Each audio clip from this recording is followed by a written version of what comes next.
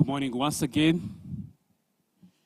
Good morning. May I kindly ask everyone to take their seats as we get ready to begin our program.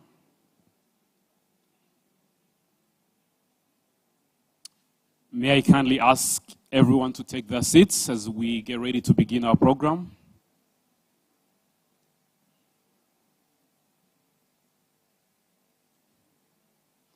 All right, good morning, ladies and gentlemen. There's a reason why I told you to grab coffee outside. Good morning, ladies.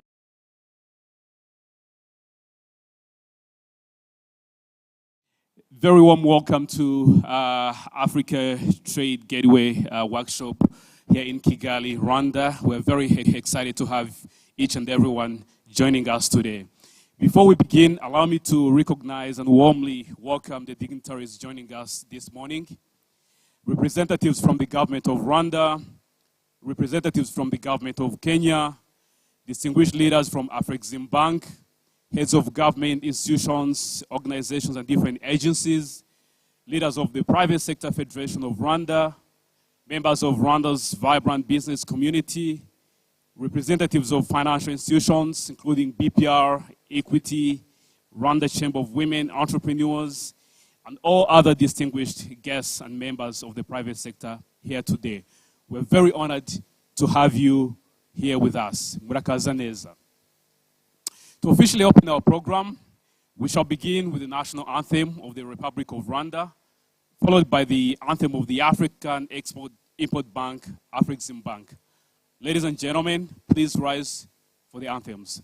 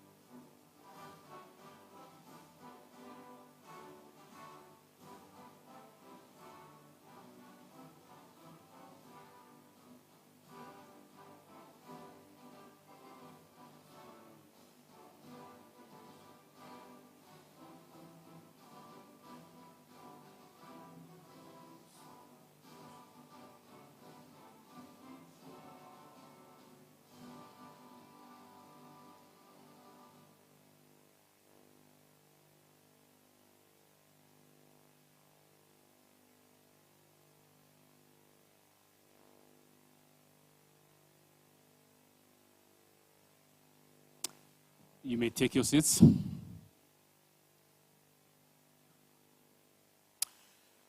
Welcome once again to the Africa Trade Gateway Workshop.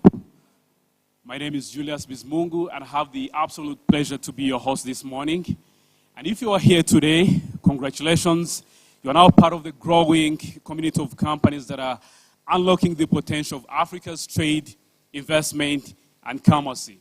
Now, the Africa Trade Gateway is a flagship initiative of Afreximbank designed to make trade across African borders faster, more transparent, and more connected than ever before. Through innovative digital platforms, Afreximbank is advancing its broader strategy of promoting intra-African trade, trade finance, and cross-border payments, enabling African businesses to move goods, services, and investments seamlessly across this continent. Now, this workshop is designed, therefore, not just as another event. It is part of a continental movement to build an integrated digital trade ecosystem that brings African markets closer together. Without further ado, let's dive into our exciting program. To officially open the event, please welcome Mr. and Dr. Ayub Shiseswa, delivering remarks on behalf of Mr. Felix Chege, CEO of Resources Africa. Please.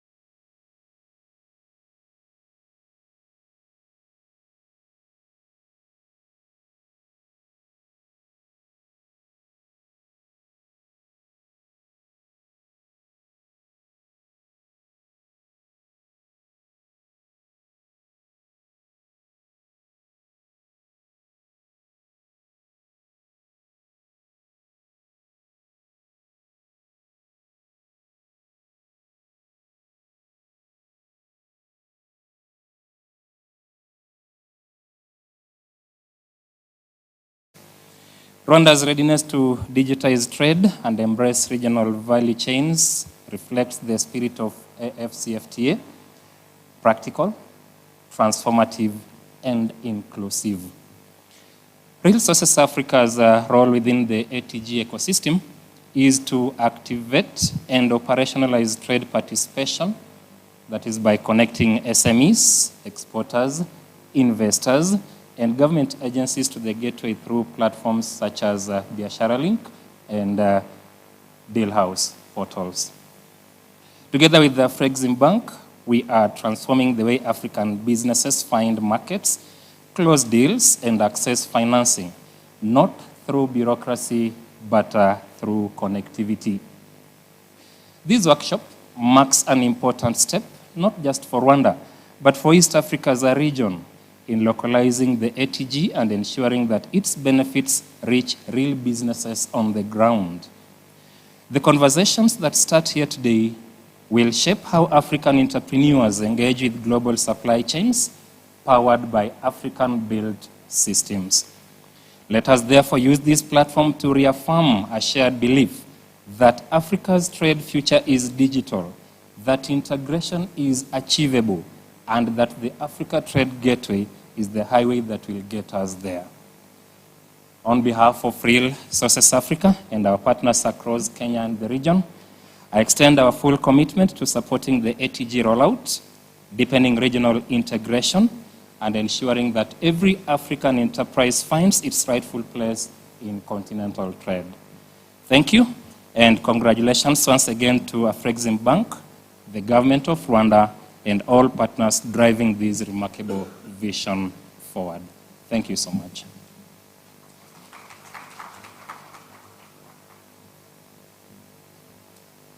Another round of applause to Mr. Dr. Ayub. Thank you, Dr. Ayub, for setting the stage. May I please ask you to occupy the seats in front? If you never mind, may I ask you please to occupy all the seats in front? We have translation kits on each table for those who want translation. For Kinyarwanda, it's channel 2. For English, it's channel 1. For Kinyarwanda, it's channel 2. For English, it's channel 1. All right, thank you again, Dr.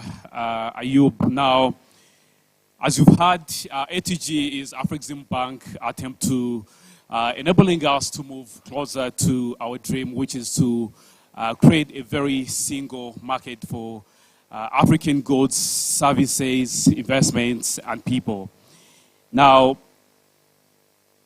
next on stage is somebody from Afreximbank, somebody who really understands this dream more than anyone else. Please allow me to welcome Mr. Emeka Onyia, Director of Digital at Afreximbank.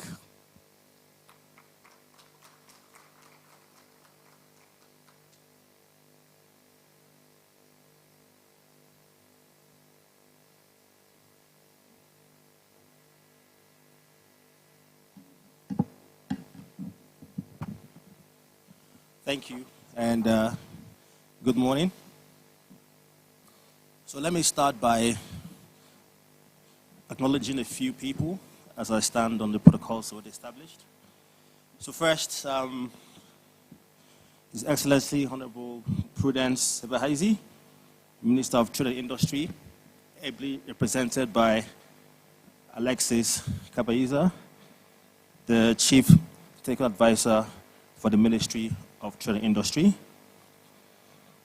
My new best friend, Jenzi Chirenga, Chief Digital Officer of the Ministry of Trade and Industry. Ambassador Janet Mawasi Oben, the Kenya Commissioner, represented by Esther Majiti, First Counselor. The PSF CEO, Mr. Stephen Kuzibiza, and my other new best friend, Madam Bridget Harrington, Madam Therese, Rwanda Chamber of Women Entrepreneurs, and Tony Francis, CEO of Rwanda's Bank Association. Excellencies, distinguished guests, let me stand on protocols already established. So on behalf of the President and Chairman of the Board of Directors, Afreximbank, and the entire leadership of the bank, it is my great honor to welcome you again to this Africa Trade Gateway Digital Trade Workshop here in Kigali. As the MC said, we gather not just for another conference, but to advance a shared vision, a borderless Africa powered by digital trade. So allow me to walk with you to imagine a continent in a scenario where a coffee producer here in Rwanda sells directly to buyers in Ghana. And I say this because it's actually happened. But imagine you can now do this to buyers in Egypt, Tunisia, Mauritania, Algeria, where a manufacturer in Egypt can ship his machinery to here in Kigali and pay in Rwandan francs and not worry about finding foreign currency, where young entrepreneurs here in Kigali can find investors in Lagos, suppliers in Nairobi, and buyers in Dakar, all at your fingertips. Now, this is not a dream, of course. It's a promise of the African Continental Free Trade Area, the AFCFTA. Now, we have heard that this is the boldest economic project of our time and Africa's gateway to transformation. And yes, we believe so. But let's be honest. I had a conversation this morning where I was asked to be honest and admit the challenges. So let's be honest. Intra-African trade still accounts for 15% or less of our total trade. We don't trade enough with ourselves. Why? Because our businesses still face barriers that should no longer exist. One is lack of trust. It's too hard to verify your trading partners. You know, there's a conference we came from, the trade fair we do. An Egyptian company met a Nigerian company, and they had a good conversation. And the Egyptian company came over to us and says to myself, I said, Mr. Mecca, you are Nigerian, right? I said, yes, I am. He said, okay, I met this company, brilliant, I think we can do some good business. But next time you go to Nigeria, can you just verify that this building exists where they say it exists?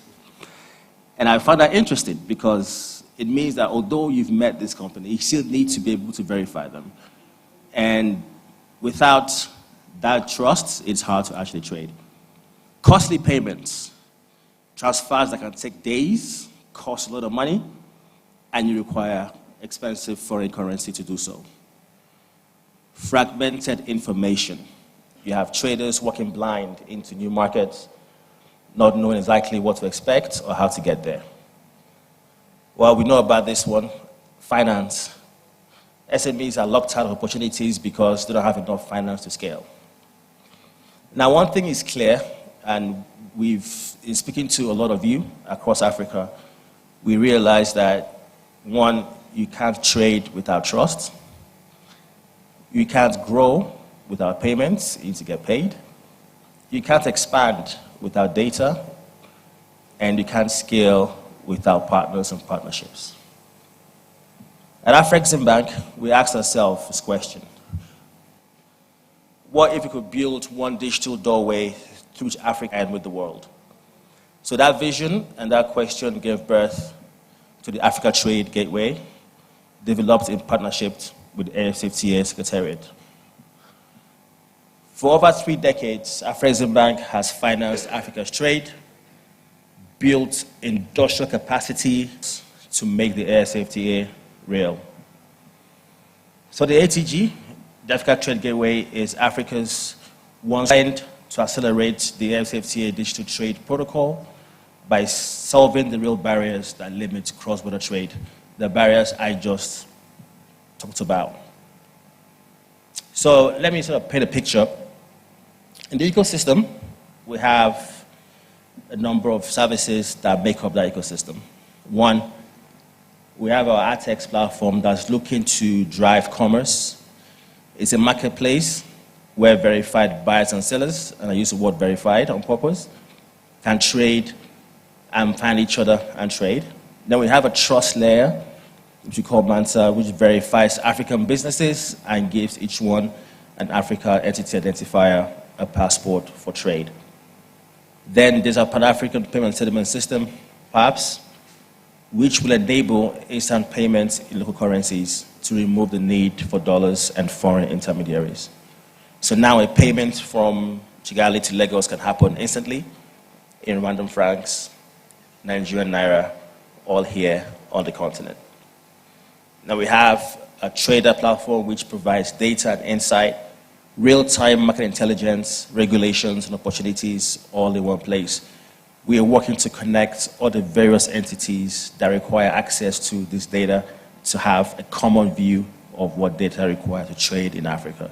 And then we want to connect opportunities to those who can provide that solution. We want to match you with financiers, we want to match you with providers of logistics and investors across Africa to your projects. So together we believe that these tools are a start, but these tools will form a single engine that will drive African trade and become Africa's digital trade highway. Now, when you hear all this, it will sound like we are dreaming and this is a vision. But I tell you, this is not a vision anymore. This is a theory. It's not a theory, it's practical. ATG is live.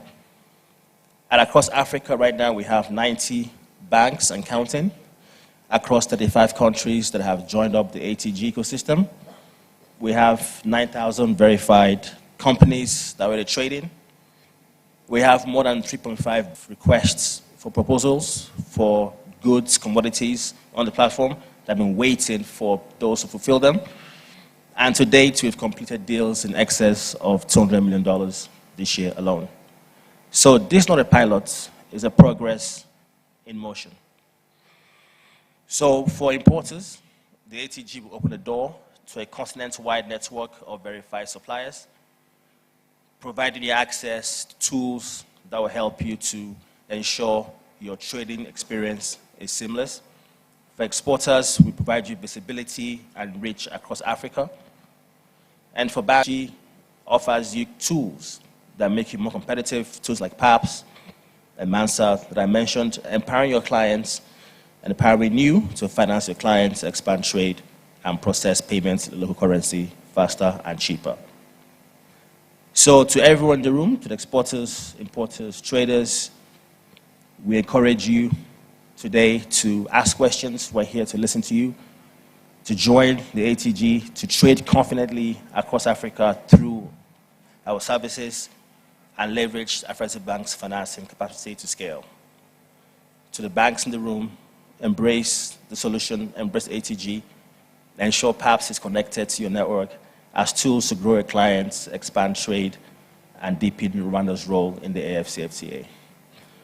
This ecosystem is only as powerful as the members who use it.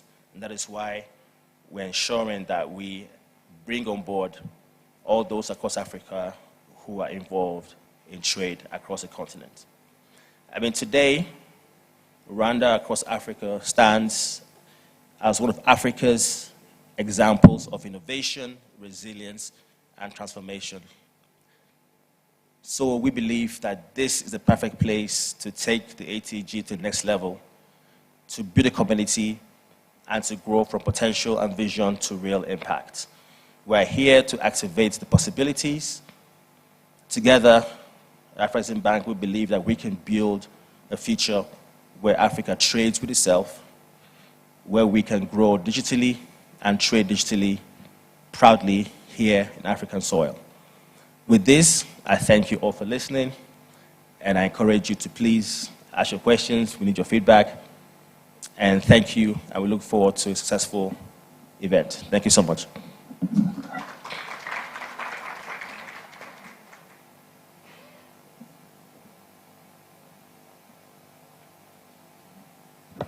Let's give another round of applause to Mr. Emeka.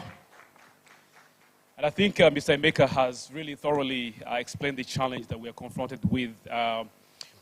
Much as we have the dream of connecting Africa as a single market, we are not yet there. As you've heard, the exchange of goods and services in Africa is, currently accounts for only 16% of what we call intra-African trade.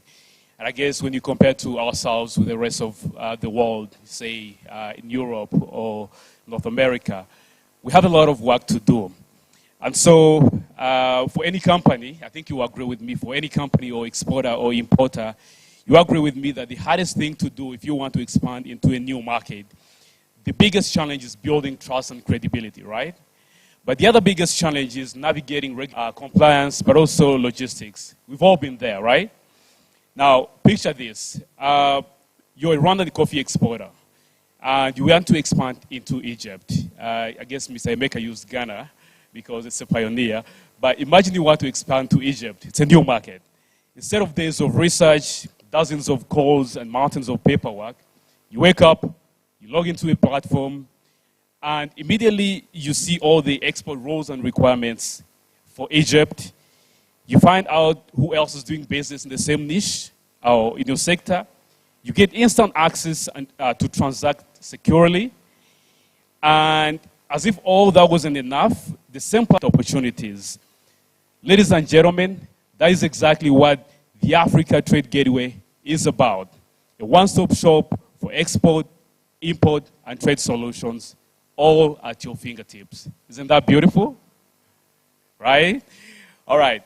But as you know, Rwanda, I'm a very proud Rwandan. We are the pioneer of African trade, African Continental Free Trade Area, the AFCFTA, right? And I guess there's no any better person to speak about the aspirations of creating a single African market than the Rwandan, right? Please join me in welcoming Dr. Alex Kabaiza, Chief Digital Officer at the Ministry of Trade, to take us through the role strategic collaborations in unleashing Rwanda's business potential as aspirations of creating a single African market.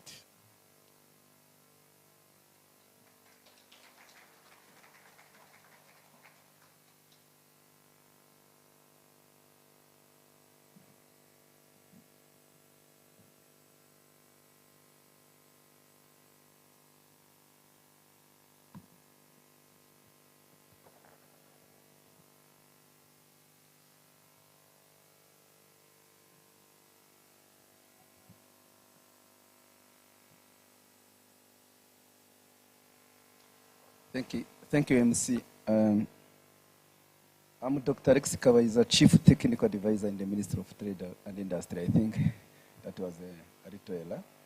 So I'm representing the guest of honor who will be here with us, Honorable Minister of Trade and Industry, Mr. Seva Hizi Prudence. But due to a prior engagement, he's not able to join us. But please allow me to step in on his behalf. Excellencies, Emeka Onyea, Director Digital Afreximbank, Anne Rose Ngemu, Senior Manager Digital Banking, Ruzibiza, CEO of Rwanda Private Sector, Francis, Rwanda Bank Association, representatives, distinguished delegates, ladies and gentlemen, good morning. It is my honor, on behalf of the government of Rwanda, to welcome you all to Kigali for this important African Trade Gateway workshop. We are delighted to host policymakers, private sector leaders, and regional partners who share a common vision to accelerate African economic integration through digital trade. The African Continental Free Trade Area remains one of the most transformative instruments for the Africa's future. It is not merely about trade liberalization, but about building the digital and the financial systems that allow African businesses to trade seamlessly with one another. To achieve the premise of AFCFTA, we must strengthen the enablers of trade, such as efficient payments, interoperable digital platforms, and harmonized regulatory frameworks. The African Trade Gateway is one of that innovation. It translates the AFCFTA's vision into a practical solution and empower businesses to connect, transact, and growth with confidence. Through its integrated platforms, the ATG removes many of the long-standing barriers that have held back intra-trade African, such as information gaps, payment delays, and cost documentation. Rwanda has long recognized that digital transformation and trade facilitation are inseparable. Our nation's strategic policies place innovation and connectivity at the center of our economic agenda. We have seen the impact of firsthand. The Rwanda electronic single window has cut customs clearance time from days to just a few hours. The Umucho e-procurement platform has enhanced transparency and efficiency in the public tenders. Ilembo.gov has digitalized nearly all the public services, making transactions faster and more inclusive. These reforms have strengthened Rwandan competitiveness, but true transformation will come from such efficiency extends beyond our borders. The Africa Trade Gateway and that Pan-African payment and settlement systems make that possible, creating a trust digital bridge for our exporters, bankers, and fintechs to engage with markets across the continent. Ladies and gentlemen, the government of Rwanda will continue to work closely with Afreximbank, the IFCFTA Secretariat, and our development partners to strengthen the environment that supports digital trade. This means improving how data systems connect across borders, advancing secure digital identity frameworks, and updating our e-commerce and customer protection policies to match continental standards. We are also investing in a better digital infrastructure, stronger cybersecurity, and training programs that our businesses, especially small and medium enterprises, can take full advantage of the digital economy. Our goal is to build a system that encourages innovation while ensuring a trust, security, and inclusivity in every digital transaction across the continent. The African Trade Gateway represents more than technology. It symbolizes the African's readiness to define its own digital destiny.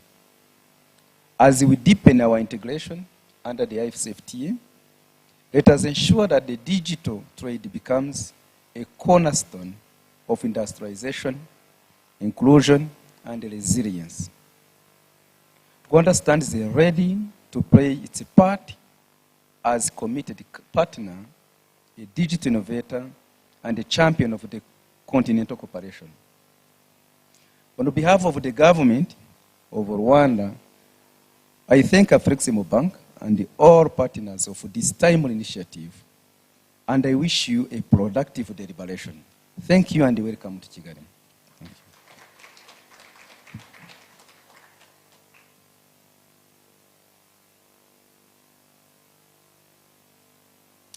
Once again, help me thank Dr. Alex. Up next, we have Mr. Njenzi Chirenga, Chief Digital Officer at the Ministry of Trade and Industry.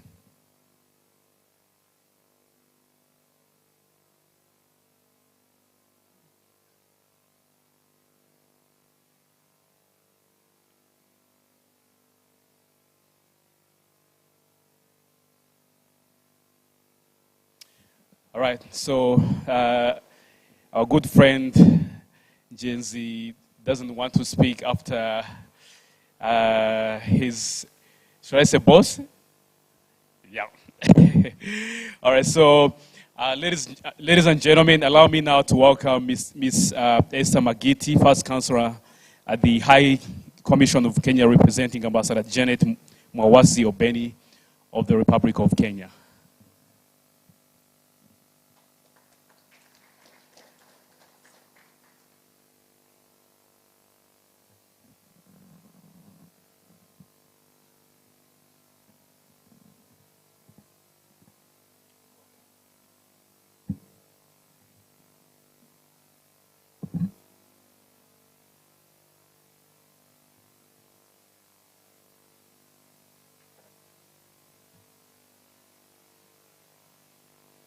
Thank you.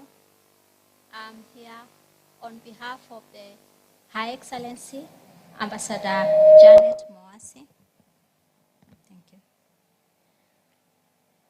I'm here representing Her Excellency Ambassador Janet Mwawasi Oben, who was not able to join you today due to other prior engagements. I will deliver her remarks towards this remarkable event.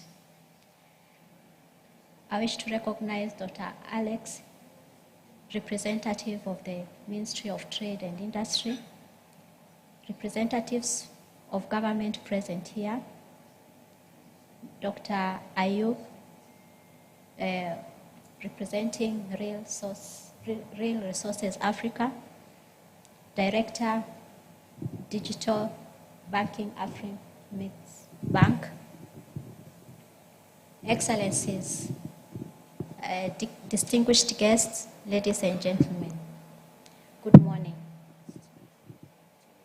Oh, okay. Good morning. Good morning. It is a distinguished honor to join you for this remarkable event that curtain raises opportunities for digital trade for Rwanda, for Kenya, and for the continent at large. I wish to congratulate the Republic of Rwanda for the goodwill and commitment it has always shown to advance continental integration, a commitment it shares strongly with the Republic of Kenya. In the provision for preservation of the aquifers, the agreement establishing the Africa Continental Trade Area takes cognizance of the role of regional economic communities as building blocks for economic integration.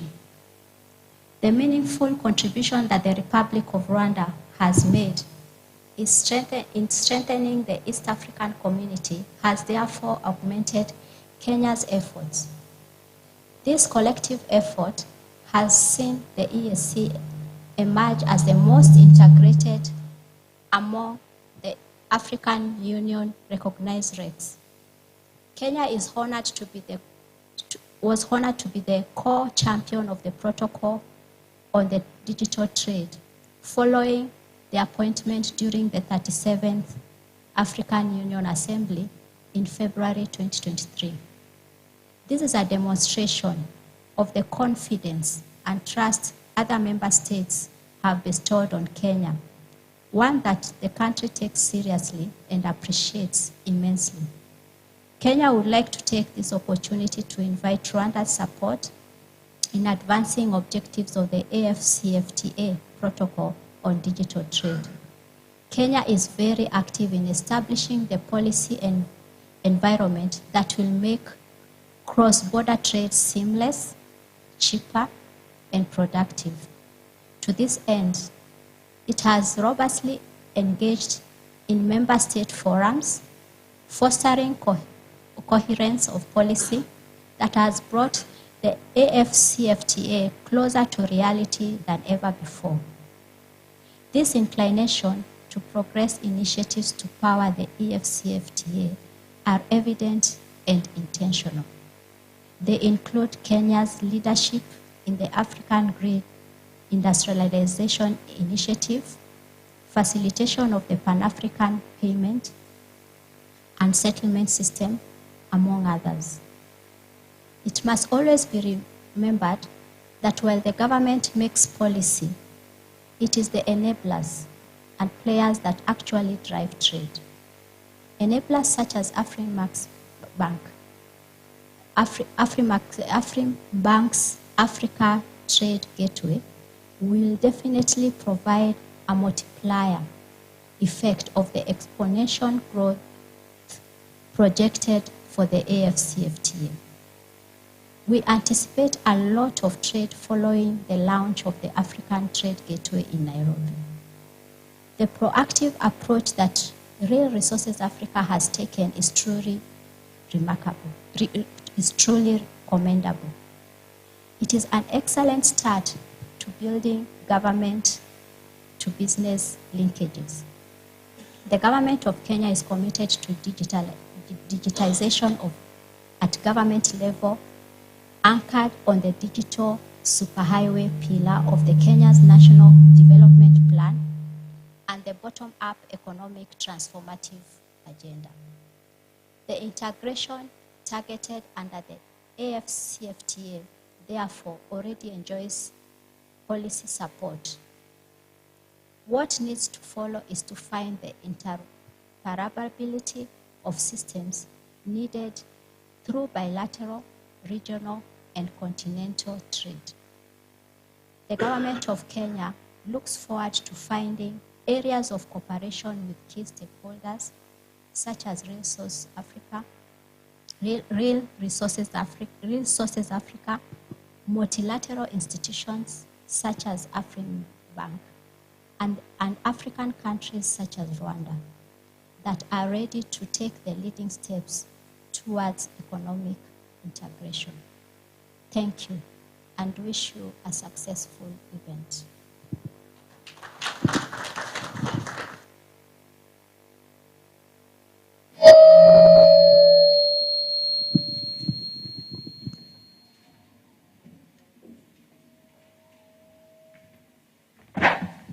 Help me once.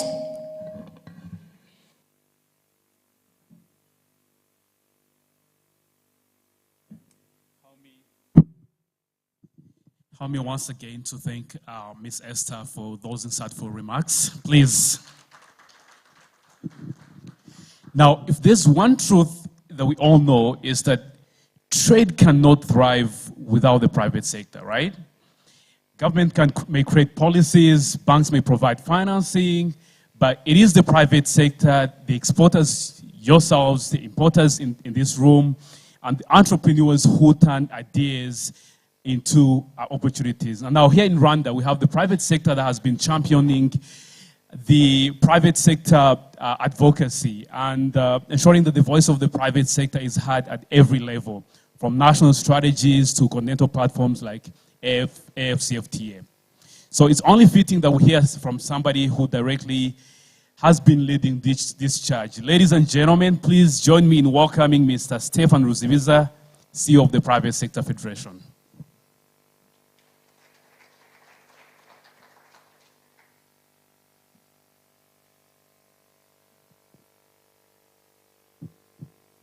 I guess Ruzibiza may have left already. He'll come back. Okay, so I guess we can go straight to our first presentation. If the tech is ready, we can invite Miss Emily. So we're going to invite Miss Emily Mburu Doria, Director of Trade in Services, Investment, and Digital Trade at AFCFTA, who will speak on FCFTA implementation priorities and their implications for innovations and collaboration.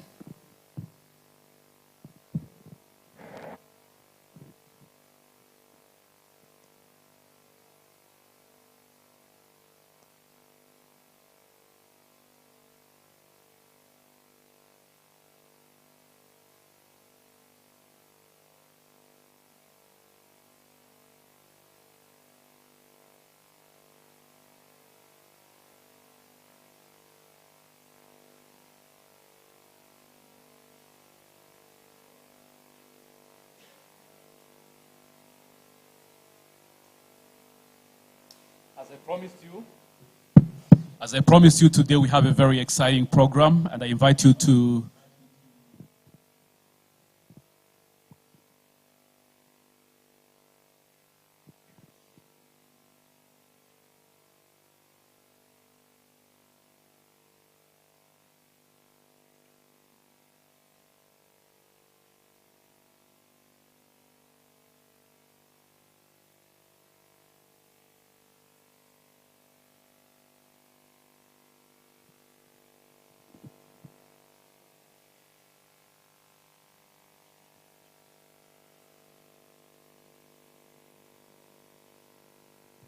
sometimes you have to bear with us. Technology is not for the weak here. Yeah?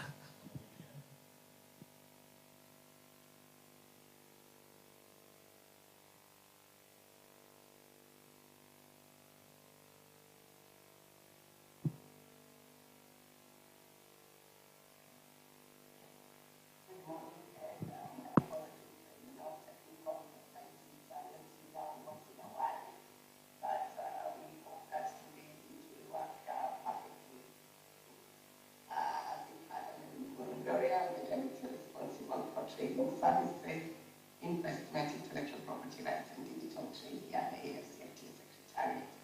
Unfortunately, I was not able to join you in Kigali, where I would have loved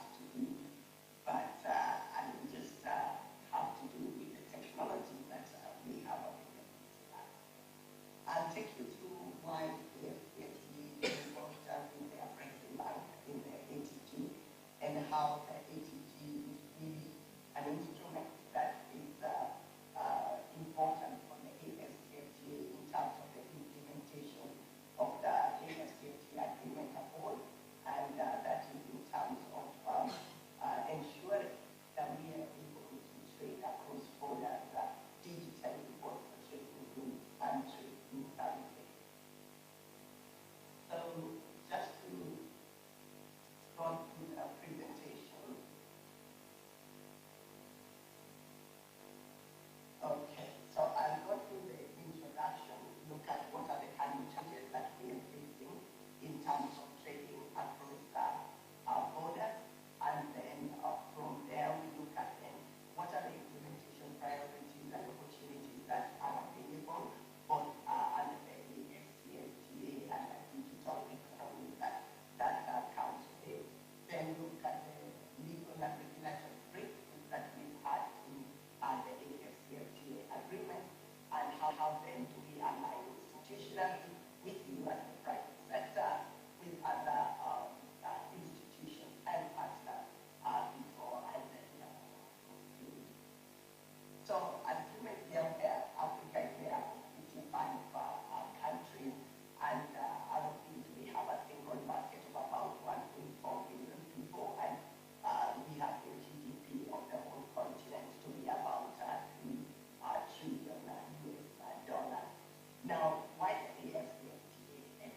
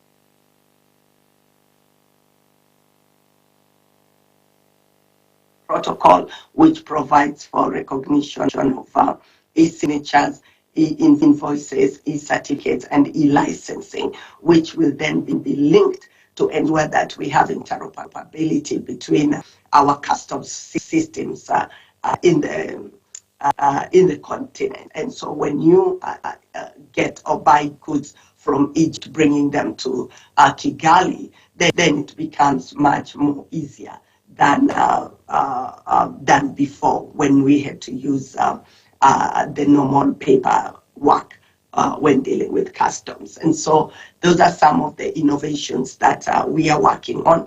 I know for the East African community and even under COMESA, there is a lot that has been done. But how do we then assist to move what you have been able to do under EAC to the rest of the continent?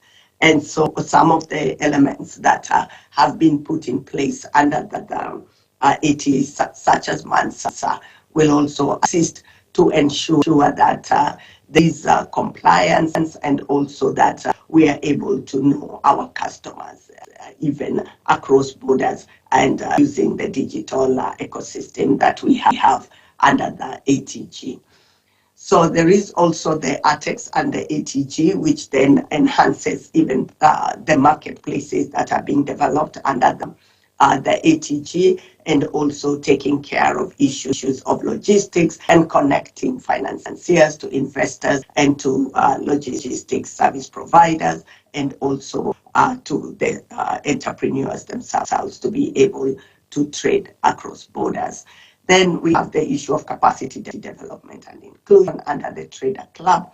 And here we have, here is where you will find most of the rules and regulations that have already been developed under the AFCFTA being housed, and making it easier for you to be able to access those documents in real time. So this just to say there is a lot that has been done under the legal and regulatory frameworks.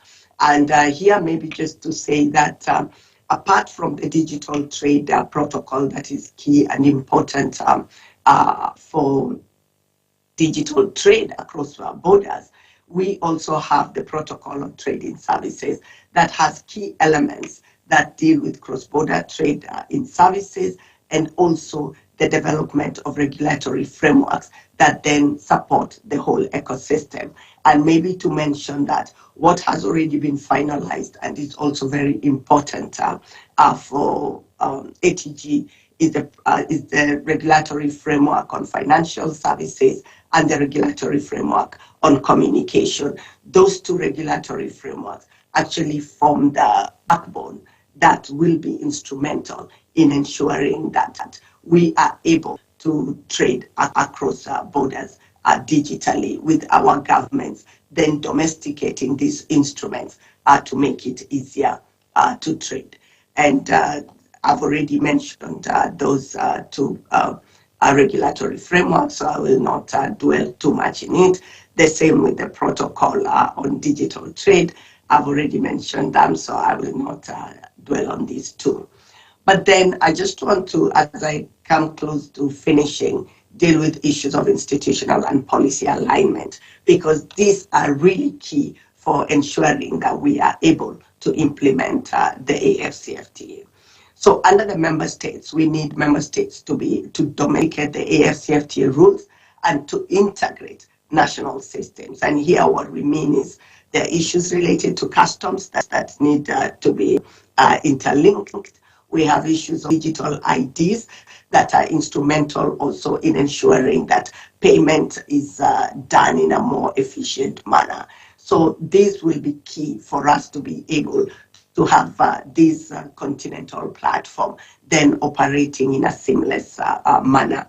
Then we have our regulators and central banks. These are also very important to be on board, and also to ensure that we have enabled risk-based KYCs that know your customer, expand PAPSS corridors, and also ensure that we have legally recognized e-documents. So our regulators become very important, because even when we're talking customs, when you have the insurance that needs to be let's say, like the third-party insurance that we have under COMESA, for it to be able to move across borders, then you have to have your regulators accepting it. So you have the central banks accepting to get more into PAPSS so that we can be able to operate PAPSS more efficiently. And we also need other regulators, such as the insurance regulators, to get our cross-border insurance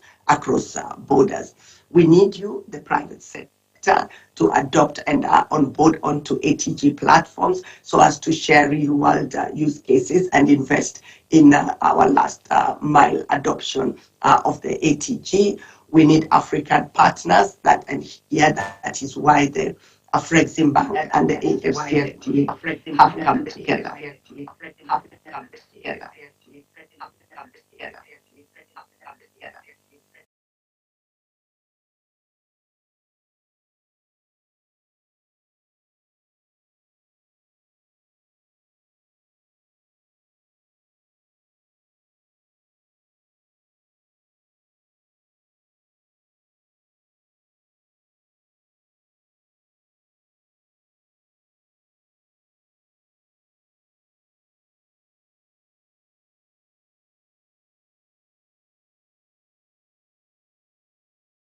And ATG is one very good example of that, and that the AFCFTA provides the policy and legal foundation, while the ATG then provides the digital rails to make trade more seamless across the continent.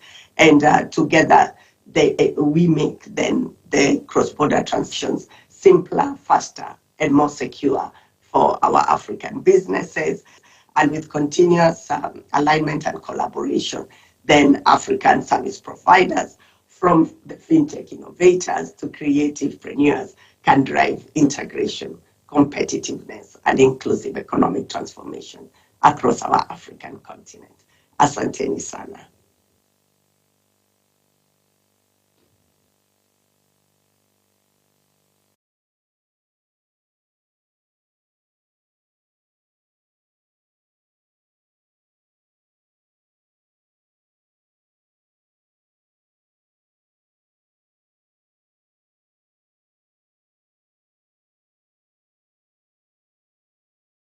Presentation.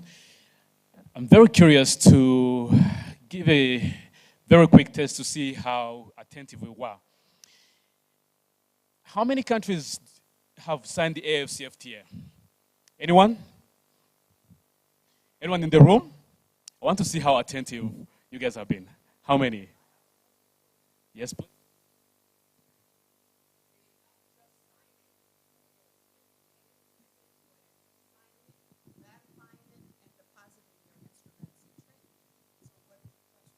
Ratifying it.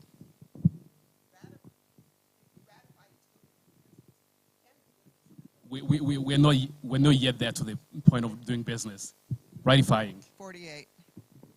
See, we already have trade experts in the room who are ready to do business beyond ratifying documents. All right, so let's bring it closer to home. How many Rwandan exporters and importers do we have in the room?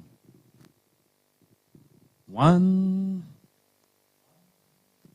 Looks like majority of the members in the room are Rwandans. So, quick question. What is Rwanda's top export product? What is Rwanda's top export product? You're very active. We need someone else. Come on.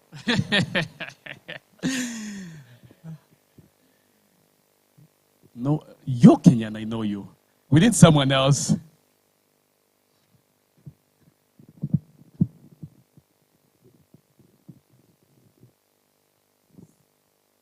Coffee, avocados, French beans, and chilies. You guys agree? Chili? Avocado? It's coffee. Coffee? Coffee and tea. You guys agree? Round of applause. All right. Now, last question. What is the headquarters of Afreximbank located?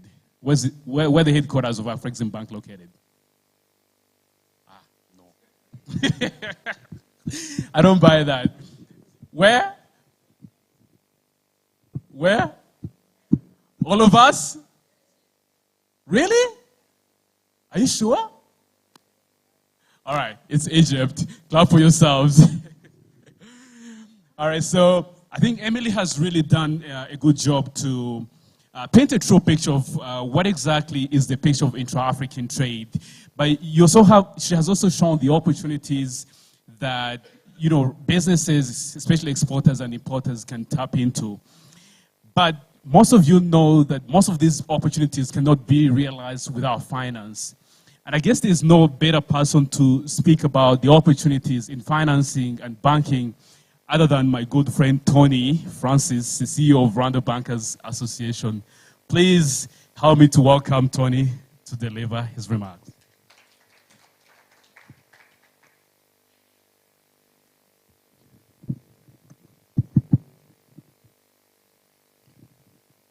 Good morning, good morning, good morning, everyone. As he said, my name is Tony. I'm the CEO of the Rwanda Bankers Association.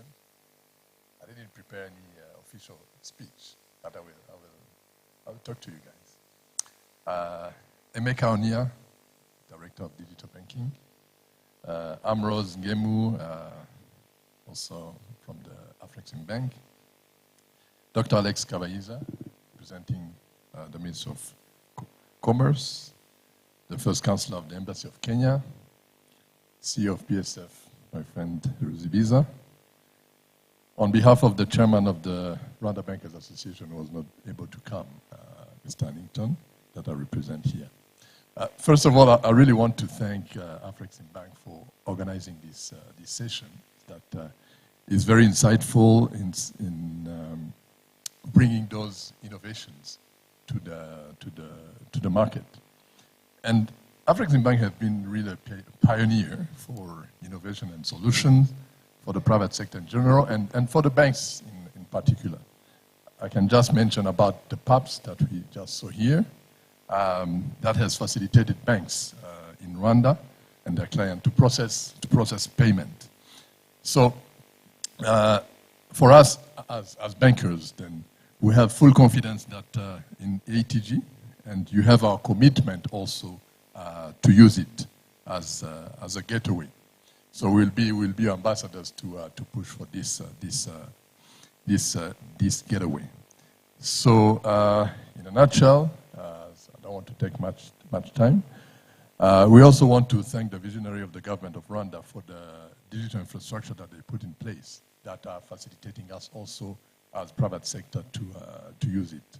All banks now in Rwanda are digitized, but we are still continuing benefiting for those infrastructure. Without further ado, thank you very much. Have a great day.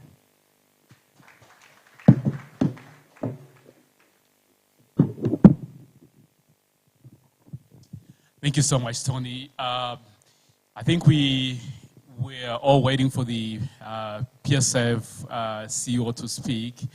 And before he went away, I was trying to do some good marketing for him. And I said, there's no way we can move any needle without the private sector engagement. I guess the PSF has done an incredible job in terms of advocacy for businesses both here and in the region. And ladies and gentlemen, please welcome the CEO of PSF to deliver his remarks.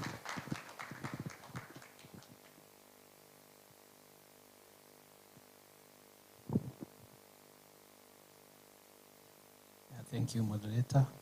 Allow me to read on the observed protocol and accept my apologies for stepping out before my call. All of us in the room, and even those outside the room, we are potential candidates for business. So when you're talking about CFT, I don't think we are just talking for a few in the room. Whether you're a CEO of the bank, whichever bank, CFTA, CEO, Afreximbank, in whichever category anyway, you're a good candidate for business. And where you are, you're doing business, whether you want it or not, whether you know it or not. So when you're talking about CFTA with Afreximbank plus other stakeholders, what we are working towards too is sustainable business before anything else. How do we sustain our businesses? These are other things we are coming in digital. Those are tools for sustainability. Access to finance is a tool for sustainability. NTB's removal, it's a tool for sustainability. And when I'm talking about sustainability, it's not for short term, it's a long term business. Any business that is focused, you know, when we are still in secondary schools, what they used to teach under commerce, target workers. I don't know if you remember. Who is a target worker, a casual worker, a wage worker, those terminologies. So any business that is targeted business, short-term business, then you know it is not a business, it's something else. So when I'm talking about CFTA, I'm going back through all this background to lay a floor for what do we need. We talk about the political intervention, we talk about harmonization of rules, we talk about removing number of challenges, access to finance, capacity building, infrastructure, but they are coming to serve what? They are coming to serve who? They are coming to be there for how long? Okay? So whatever we are doing, and I appreciate the theme, boosting trade in Rwanda through CFTA gateways, all this we are going to do it, and we need to be on the same page. Politicians have constituency, if you know what I'm talking about. But the businesses have what? What do business people have? It is a simple terminology for constituency. They have connectivity. If you are not connected, then there is no business. It's more of connectivity. So the leaders from Afreximbank, leaders from private sector, business operators, colleagues, friends, whatever we are going to do, whatever we are going to try to address here, we shall not boost trade, not only in Rwanda, even on the continent, unless the constituency is speaking the same language in terms of deliverables, in terms of goals, in terms of easing business. Today I'm a CEO. If you come to my office, probably you'll be asked the appointment. Do you have an appointment? So what? The appointment for what? If we cannot ease the way of doing things in terms of making things simple, easy, you don't complicate life, easy, then that's when I think we can serve the best business sectors. We're aware that all of us, we are candidates for businesses. Thank you so much.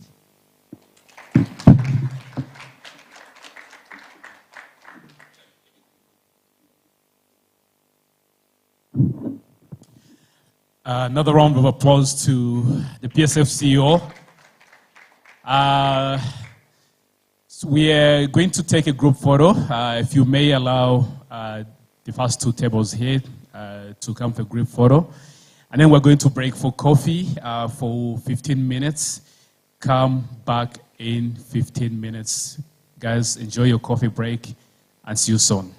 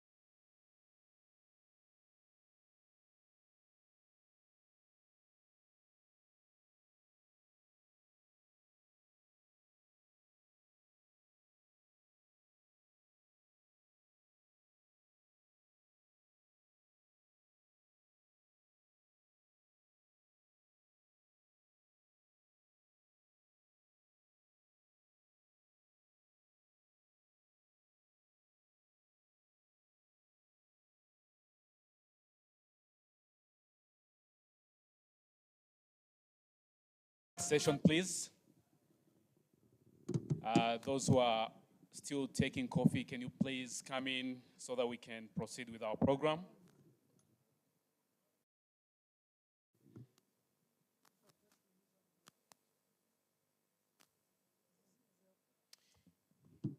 Those who are outside, can you please come in so that we can proceed with our program?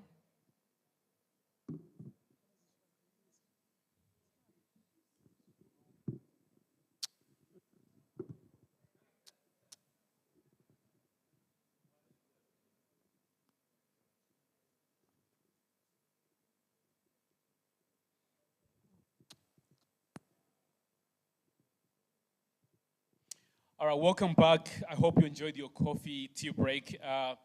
This part of the workshop we're entering in is probably the most important part of our event. We're going to have conversations beyond talks. We're going to look at how do we accelerate Africa's single market aspirations, and we're going to move beyond talks, look at the realities on the ground. What is happening? Is the trading really happening? How game-changing is ATG and things like that? Now, we have a panel discussion that is going to truly dive deep into that. Let me invite our first panelist, Bridget Harrington of ATG Continental Trading Company. Please, a round of applause to Harrington as he takes the stage.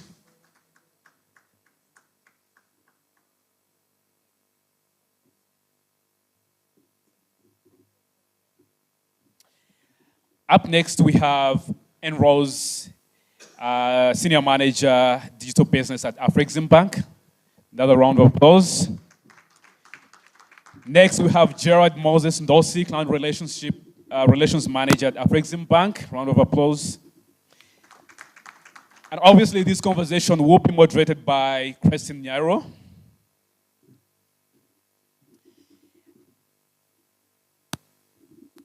And to set the stage, allow me to welcome Omeka Onyia to set the stage with a presentation on ATG and to show us what the big picture is really.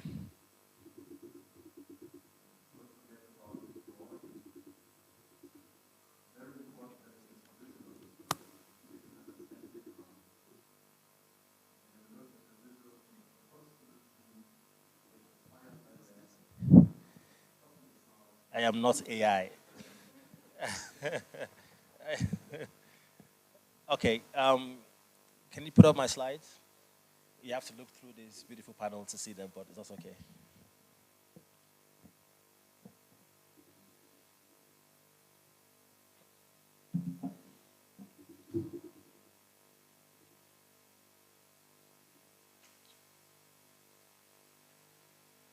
All right.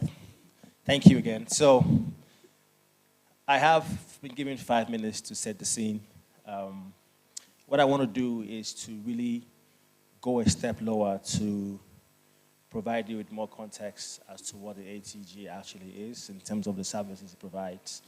And then I will hand over to the panelists to now provide deeper context and for you to be able to interact and ask questions.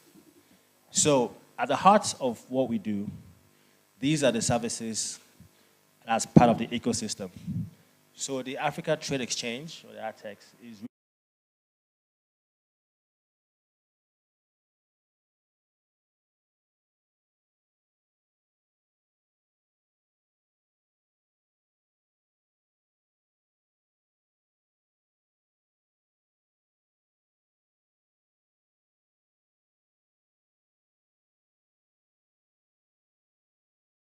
and we create a trust element. This allows you to be able to be seen and access products from across Africa and the Caribbean, so global Africa in one location. And this gives you instant access to new markets and people from Nigeria, Angola, Morocco to actually view your businesses online. Then we have the MANSA service, which then creates that trust layer. For every business on the ATG, we give you what we call an Africa Entity Identifier, which is a passport to trade. This number shows that you are verified, that you are on the ATG, and provides that trust element from people who may want to do business with you. Then we have the PAPSS, which we have sort of touched on. Now, this will allow you to make payments in local currencies.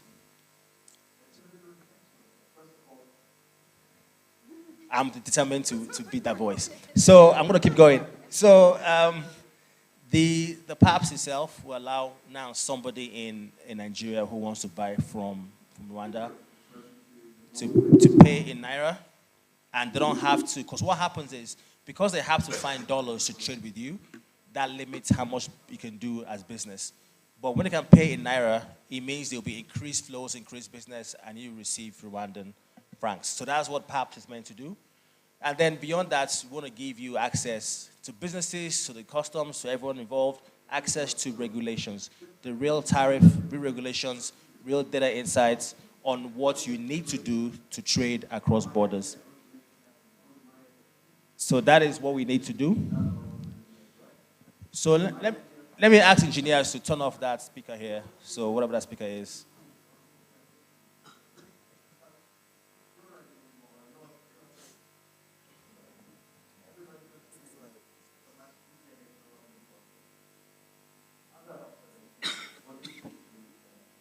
Yeah, turn it off. All right. So there's someone who doesn't really want us to trade on the ATG. So they want to stop it. But we have to keep going. So then finally, we want to be able to connect you to possible banks that are on the platform with access to finance and any other things that you require to do so. All right, let me move forward quickly.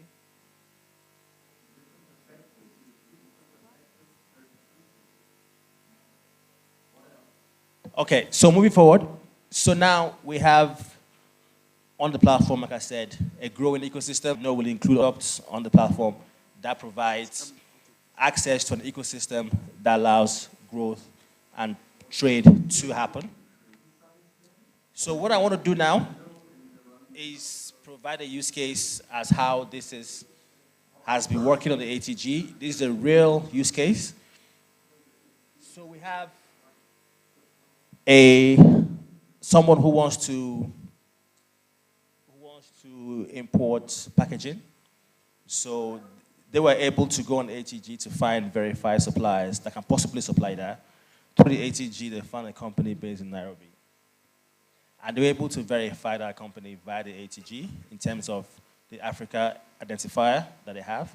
And once they were verified, that level of trust was created from Nigeria to Kenya. Then, because they don't actually know what requirements they require to import from Nairobi, they were able to ask and search for regulations, tariffs that are updated, and we tell them this is what you need to be aware of to import these kind of goods from Nairobi. And each good has its own HS code, of course, so you put HS code in if you know it. If you don't know it, you search for it, it tells you regulations exist. Then, through the financing elements in there are banks available to finance transactions. If you want to pay through direct cash, there's PAPSS to help you pay. Now, Nigeria, unfortunately, PAPSS is very, very well spread, so they're able to do that. But also, ATG has an escrow facility, because also another layer of trust. We're able to put your money in escrow and only authorize the goods funds to be paid when you're happy with the goods that's been sent.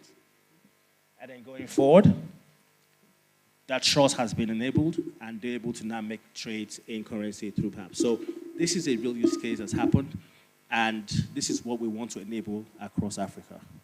So what I will do, I will pause here and hand the baton to my able moderator, Christine, to now take you through the panel and put all this into context and what it means for you. Thank you so much. Christine.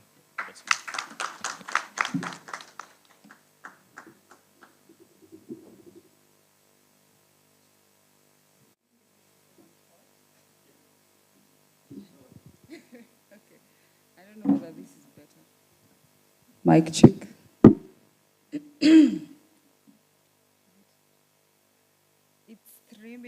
to midday. It's still morning. Good morning. Morning. Guys, you've just taken tea. There should be a change, a little bit. Good morning. You know, this is the last session.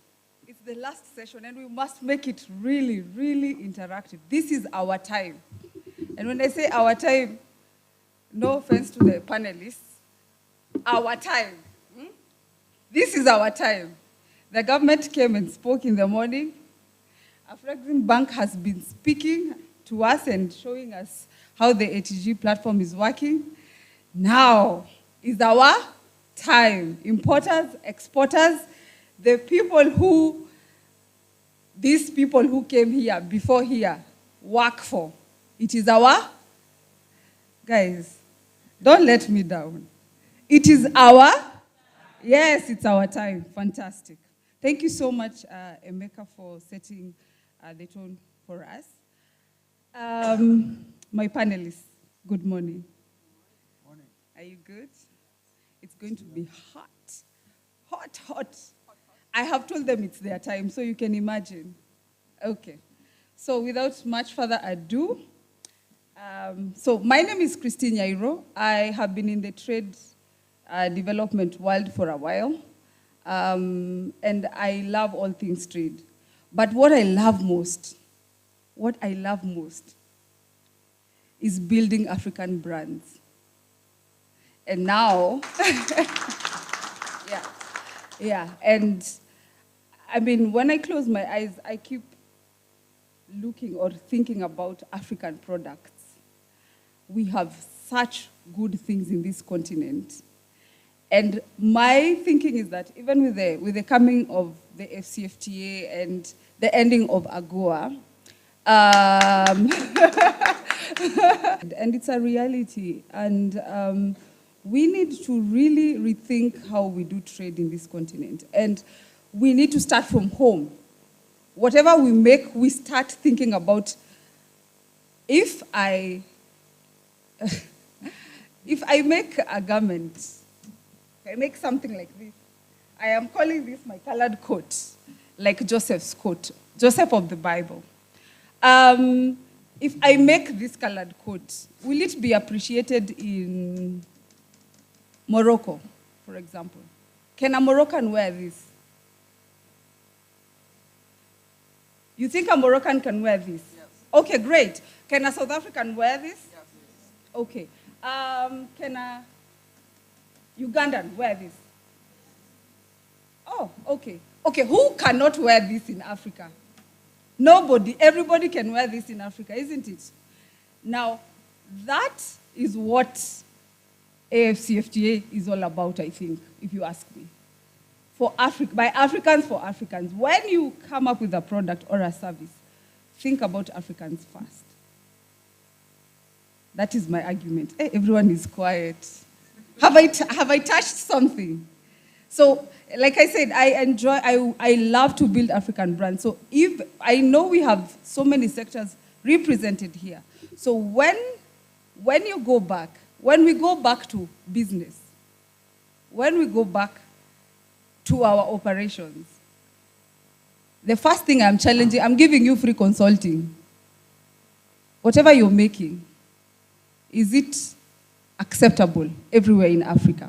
And if it is not, what do you need to do to make it for Africans? All right? Okay. So let that, I will allow that to sink in and then come here. Let me start with a quick round of introductions. I will not introduce them. I want them to talk about themselves and what they do.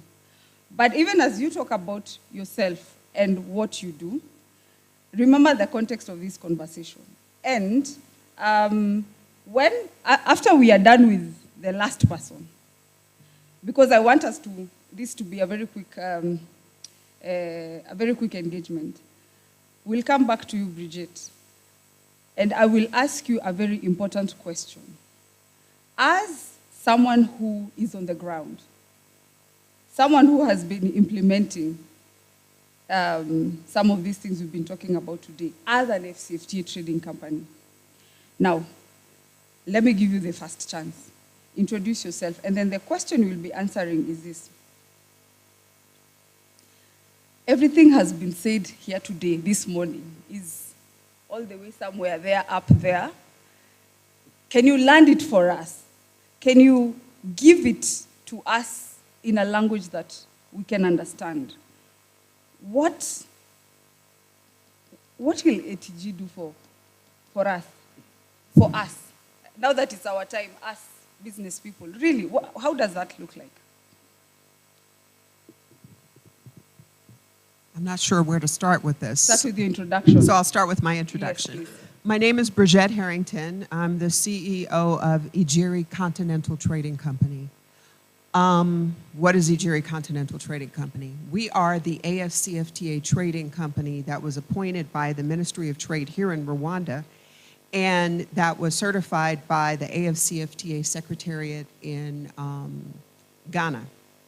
So what does that mean? What do we do? Well, we were the first company to trade under the Guided Trade Initiative of AFCFTA in 2022. And we did that by shipping 105 kilos of coffee, Rwandan coffee, from here to Ghana and then distributing the coffee in Ghana.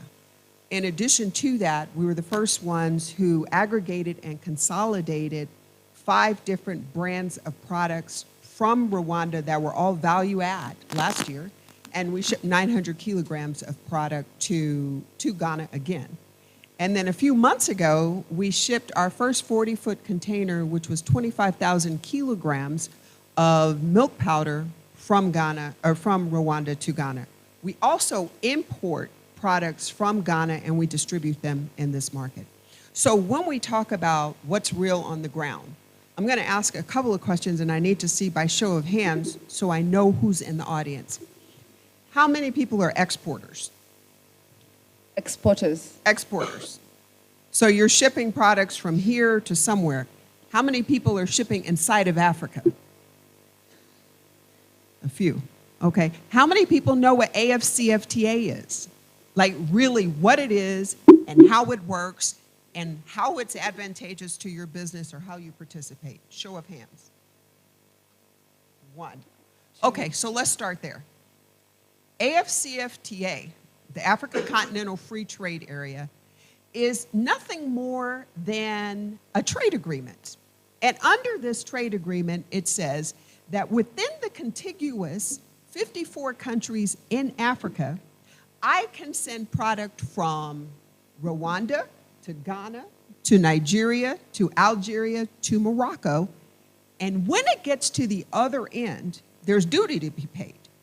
So case in point, when we ship the milk powder, the duty, the world duty on this is 20%. Under AFCFTA, my customer in Ghana paid 2.5%. Okay? This is what AFCFTA is. Now, how do you participate in it? Well, the first thing that you have to do is you have to, it's only for Africa. So if you have a product that you're going to ship to somebody in Nigeria, for example, you have to go to what's called the e-tariff book, and it will give you a listing of all of the products that are eligible for duty reduction. Okay? Now, what does that mean? Well, what it means is if you decide you're going to ship coffee, coffee is one that I know very well because I'm in the coffee business as well. So the duty on coffee was, I think it was 15%, but as of today, if I ship coffee in Africa to another African country, the duty is 5%. So that means that when the buyer buys the coffee, the first thing that they have to do when it lands in that country is it has to clear customs. And customs says, okay, you have to pay the RRA, for example. You have to pay income tax. You might have to pay a levy. Maybe it's Eastern Africa, the EAC levy. Maybe it's a COVID levy. Maybe it's a VAT. But then in addition to that, you have to pay duty. And a lot of times the duty is greater than what the other fees are. So it becomes important for businesses to be able to pay less duty. Why? because you have products coming in from the United States, from Canada, from Europe, and all of those products you're now competing against. And the only way that you can compete against these products is to be able to meet them quality and price. And then you need to be able to sustain the products that are in the market. So all of these things come into play. So this is what AFCFTA is all about. It's about leveling the playing field so that when you ship your products from here to another African product or another African country, that you can at least compete. Your product can compete in that market. Because if it costs me, for example, I'm going to use dollars because that's what everybody tends to use these days. If it costs $10 for a bag of coffee, 250 grams, to land in an African country, and then I've got another $5 of duties and taxes on it, if I want to put it in a supermarket, well, there are a couple of people that have to be paid. The distributor has to be paid, and then the supermarket or whoever is selling it has to be paid. So that bag of coffee is now going to cost probably somewhere in the neighborhood for the consumer, $22.50 to $25 for one 250-gram bag of coffee. Now go and look on the shelves. And if you look on the shelves and you see other coffees that are there coming from the West, which do not grow coffee, but it comes from a company called Waitrose in the UK, it comes from Starbucks, it comes from a number of other companies in the West. If they're selling their coffee for $12 and your coffee is selling for $25, what is the consumer buying? This is why AFCFTA is important, and this is why we should learn as much as we possibly can about it. So that's the first thing. The second thing is, this morning we talked about cross-border payments. So you have a buyer. How do you get paid? I can tell you right now, traditionally in Africa, we've either used the euro, we've used pound sterling, or we used dollar. But every single time we use these foreign currencies, it costs us per transaction the SWIFT fee, it costs the corresponding bank fee, and any other charges that they decide to add on. And as a small business, let's say that you're selling baskets, okay? Now, I send these baskets to Egypt because everybody in Egypt loves Rwandan baskets because they're gorgeous. Now, let's say it's a $1,000 total sale, and my profit margin is only going to be about $100. The SWIFT fee is $70. The corresponding bank fee is going to be between $30 and $40. And we haven't talked about the other associated charges. And it's going to be 2 to 5 days before you actually get your money. Whereas if you start talking about cross-border payments, you can talk about things like PAPSS. And PAPSS, and I need to get everybody to understand that the things that we're talking about right now are in developmental stages. So in some areas of the continent, it works very, very well. In other areas of the continent, we're still developing and trying to onboard a number of the countries and the banks. So now we've got to look at another way to get money from here to Cote d'Ivoire or from here to Senegal. And I'll give you a little bit quick story.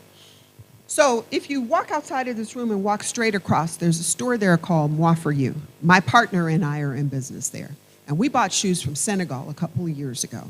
And we needed to be able to pay in CFA franc.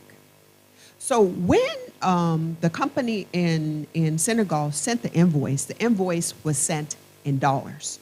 So my partner says, can you transfer the money? I've tried. So I went to transfer. I said, let's make sure that this is the right account. So we sent $100. It cost $86.90 to send that $100. So once it was crazy. Once it came back, I said to her, I said, let me send this through EcoBank, because EcoBank has something called rapid transfer.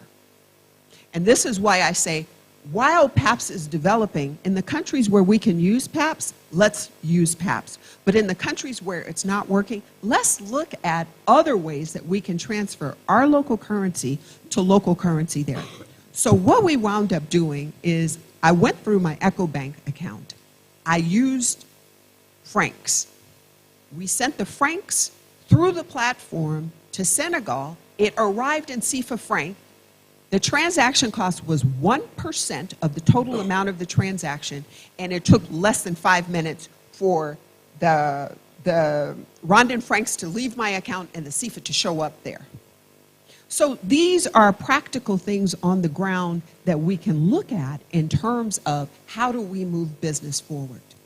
Now, I'm going to say one other thing because I could sit here all day and talk, but that's this. As micro size, small size, and medium size small businesses, we make up 94% of the businesses in Africa. Having said that, the question becomes, if you're producing chili, or if you're producing a small lot of coffee, or you've got a tea company, how do you get your products to another country if your primary focus is on developing your product and being able to package your product and add value to your product? Because you won't have the financing necessary, nor will you have the expertise that you require in order to ship those products. And this is where the AFCFTA trading companies come in. So we ask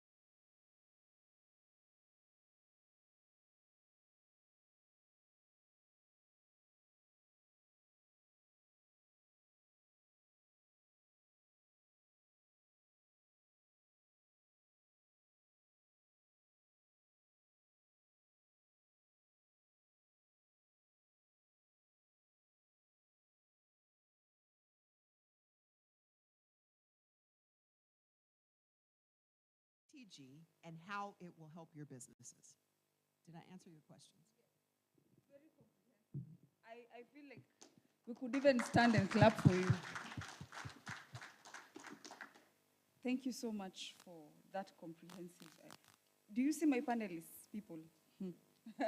Thank you so much. By the way, EcoBank has not paid her to do some marketing, but I understand there is someone from EcoBank here. Is there? Maybe they left. I wanted to send them with a message of good customer service review from Bridget. Yeah? Okay. And EcoBank is in a lot of countries in Africa. And I mean, you can see how things are moving, right? And speaking of South Africa, the other day I was speaking at a virtual food fair. virtual food fair or virtual food exhibition, if you like. And after my session, I got an inquiry from South Africa. So my question might, well, we don't need to answer it right now, but I need to answer. I need to give him an answer. This person is from Soweto. He wrote to me.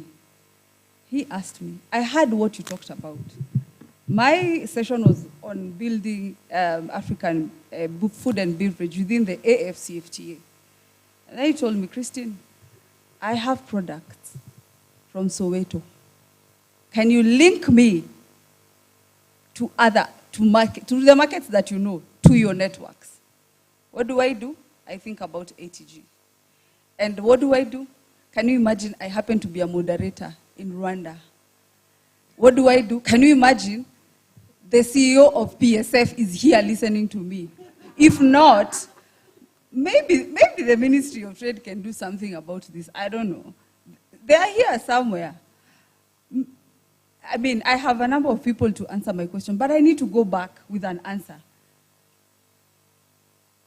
That is what I believe our conversations today is all about. And to do trade within Africa in real time.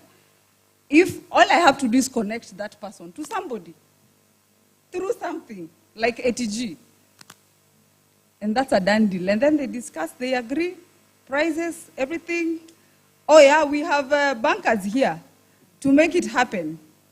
And then we are good to go. Speaking of finance, I have someone here to talk about things like access to finance, money, Mr. Moneybags. I call him Mr. Moneybags, Mr. Gerald. And to you, I would like to just maybe take time to reflect and maybe let us know beyond what we've had today. And again, keep the language, our language. It's our time. Don't talk. Huh? Keep it to our level. Beyond ATG, what can Afreximbank do for me? What can Afreximbank do for me? What is there? What is there beyond ATG? But feel free also to talk about ATG. But then beyond, focus on beyond ATG. Thank you. Thank you. Thank you so much. So, good afternoon, everyone. I think we've already reached noon. So, Gerald Ndosi is my name. I work with Afreximbank in the East African office, which is based in Kampala, Uganda. This office is a regional office looking after East African countries. And for Afreximbank, East African countries are 12. Starting all the way from Ethiopia, coming all the way down to the original East Africa and Comoros. So the focus, the region covers 12 countries: Ethiopia, Eritrea, Sudan, South Sudan, Somalia, Djibouti, Tanzania, Uganda, Kenya, and Comoros. So I work in client relations department. And what does client relations mean?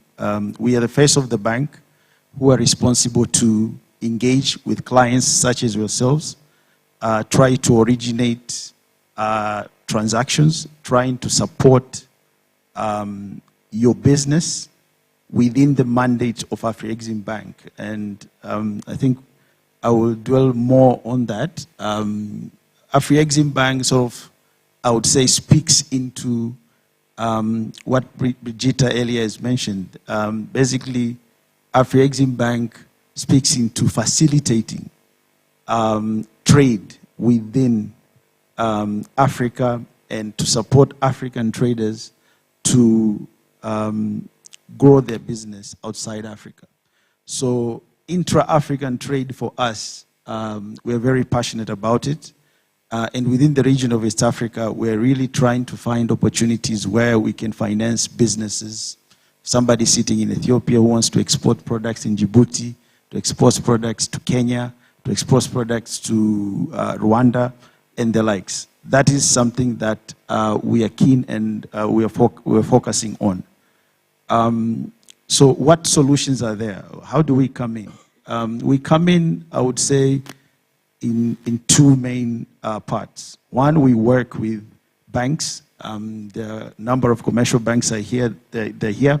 We work with them in terms of supporting their SMEs in the export and import value chains.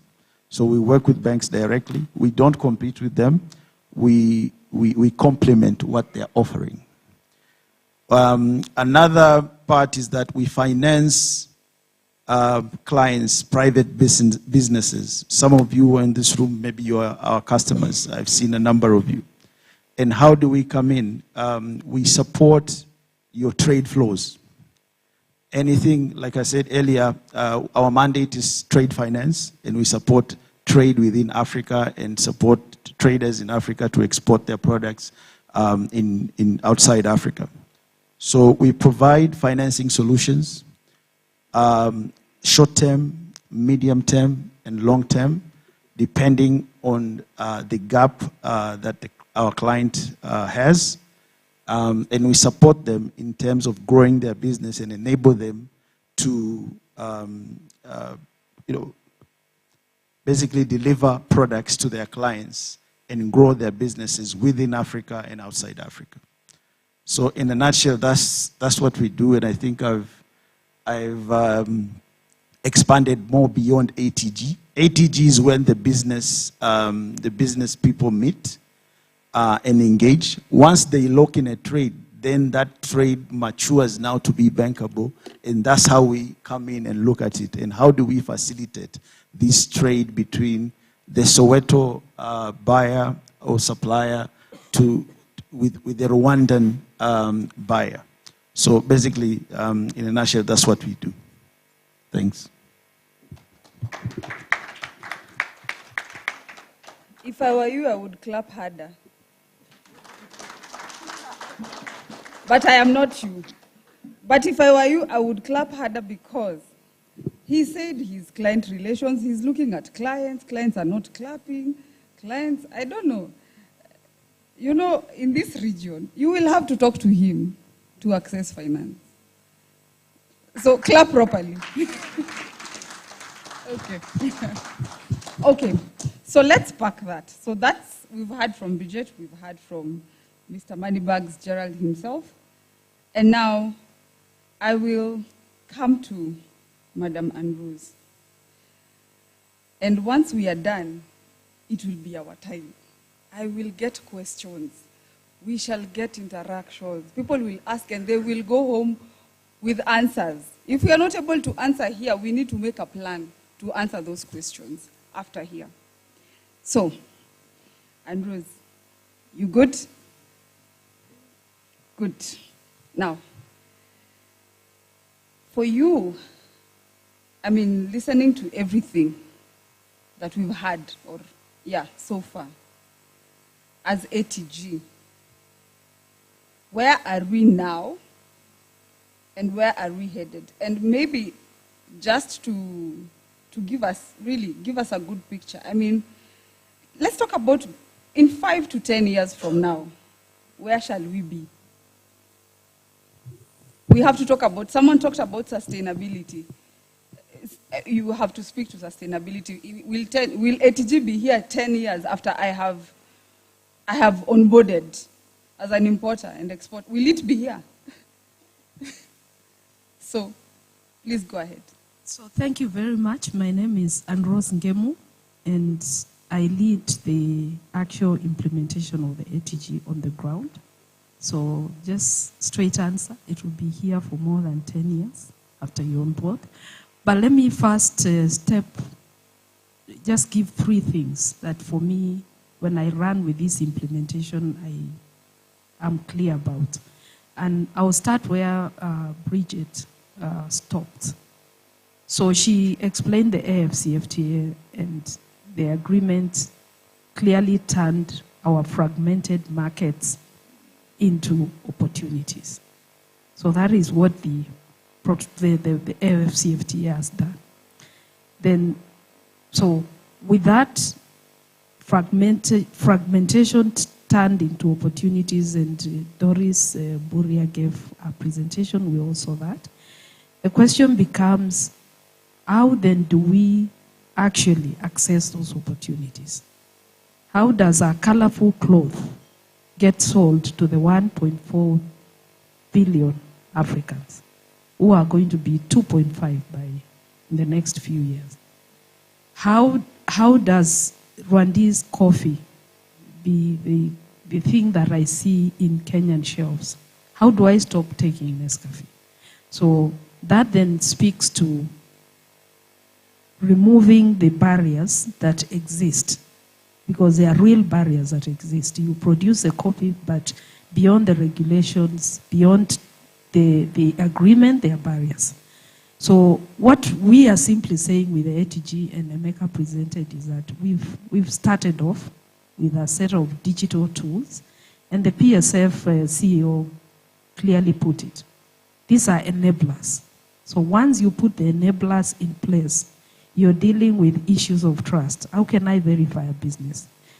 How can I connect to a market that is in South Sudan? And when I connect to that market and I meet a potential client, how can I instantly verify that that business actually exists? So those are the tools that the ATG is providing.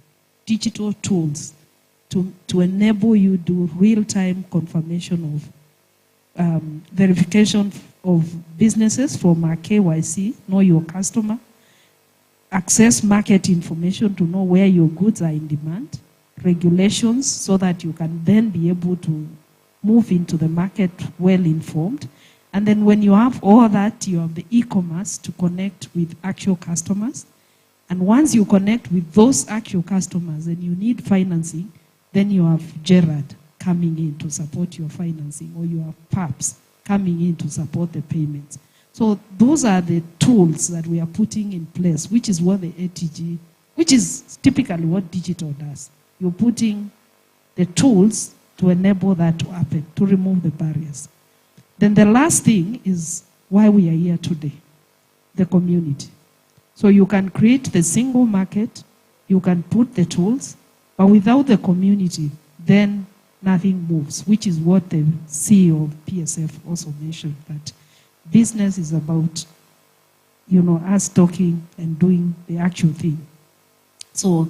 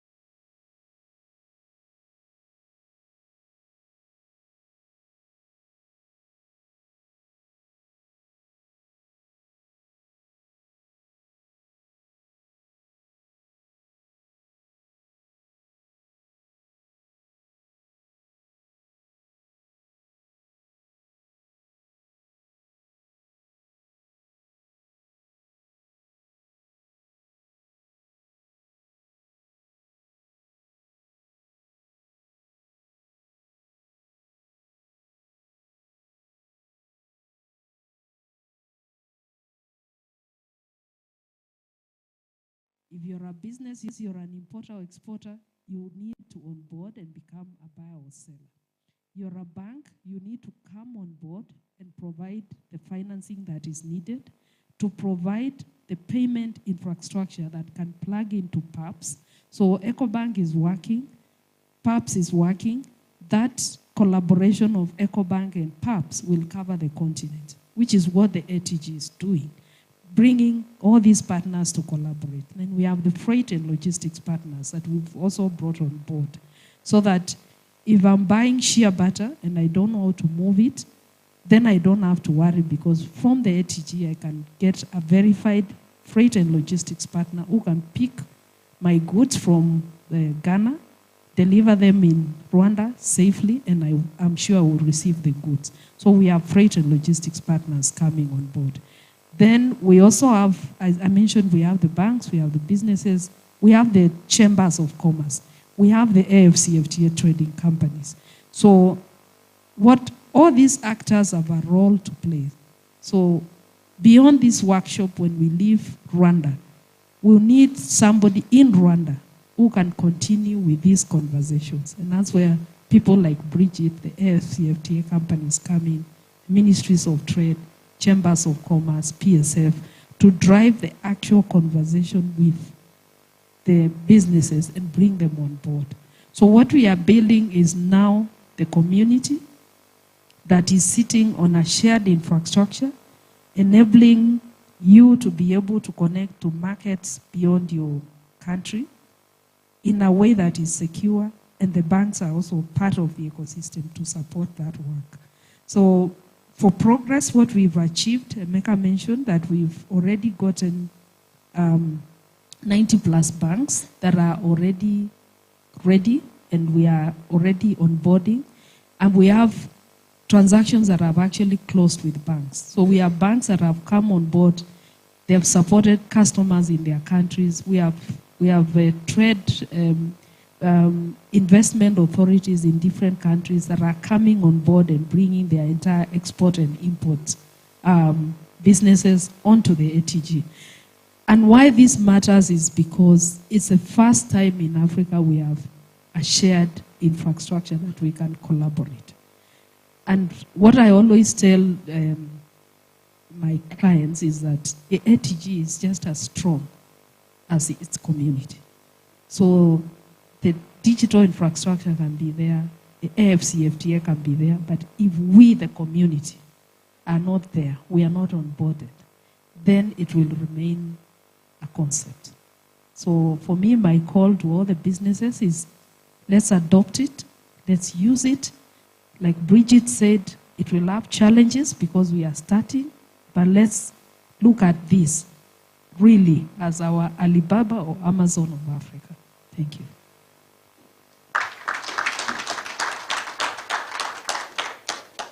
Thank you very much. And community is something we understand very well as Africans. And that is something that must be adopted everywhere we go. And you are looking at the community, at least in Rwanda. And I believe that from today, if you're in this room, you are part of the ATG community, officially. Whether you're in government, whether you're in private sector, whichever areas you come from, you are part of the ATG community. Now, we have heard from my panelists. Now let me go to my, what do I call it?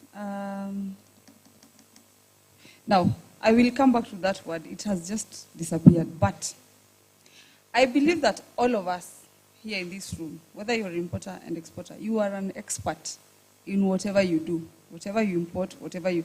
And we have people in services as well here who still can be onboarded onto the platform. Now, I want to give us an opportunity to ask questions. And let's ask questions then that advance this conversation today. Really, how can we benefit as importers and exporters from the conversations that have been happening today? So, how many of us have questions? 1, 2. Let's start with those 3. My colleague, I need your help. I don't know. Yeah. Anyone who has a question. Please say your name, what you do, whether you import or export, and what you import or export, and to whom are you asking or addressing your question to? You passed? Oh, yeah, good. Thank you. My name is John Rebero. I'm in the export sector of coffee and tea and other agricultural products. I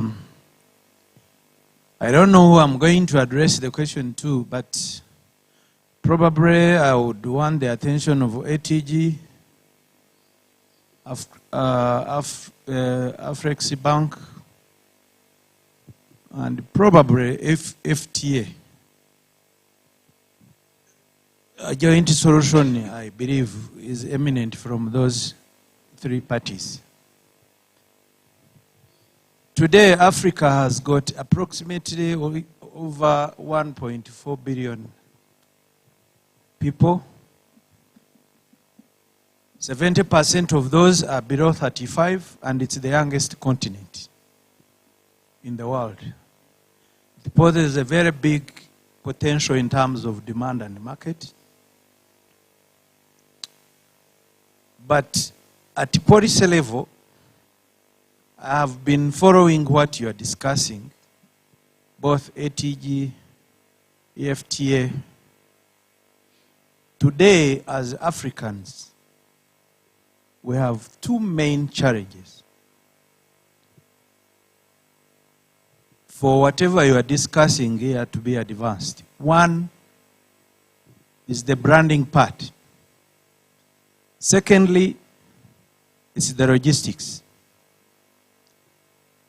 Today, exporting one container of coffee from Rwanda to Nigeria or to Ivory Coast or to Ghana takes about 2 months and above, because you have to go down the tip of African Cape and then up through the Atlantic up to the West Africa. Ironically, we have ECOWAS and we have East African Community, BROCS. If you have to go by air, in some cases, the cost of 1 kilogram may be more than the cost of the product you are exporting to West Africa. Hence why Ghana, Ivory Coast, Nigeria will look forward to getting the products, the same products of inferior quality that have been exported from East Africa to Europe, added value and transformed, and then back to Ghana at almost double the price. Today, ATG, Afreximbank, and probably FTA. Forget about the policy, we still have challenges. The Americans have added their tariffs.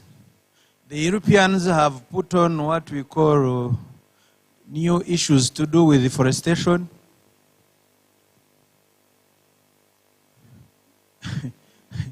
For our forest, by the way, not theirs. The other day I was asking why they are talking about coffee, not tea, and yet they are all planted by cutting trees.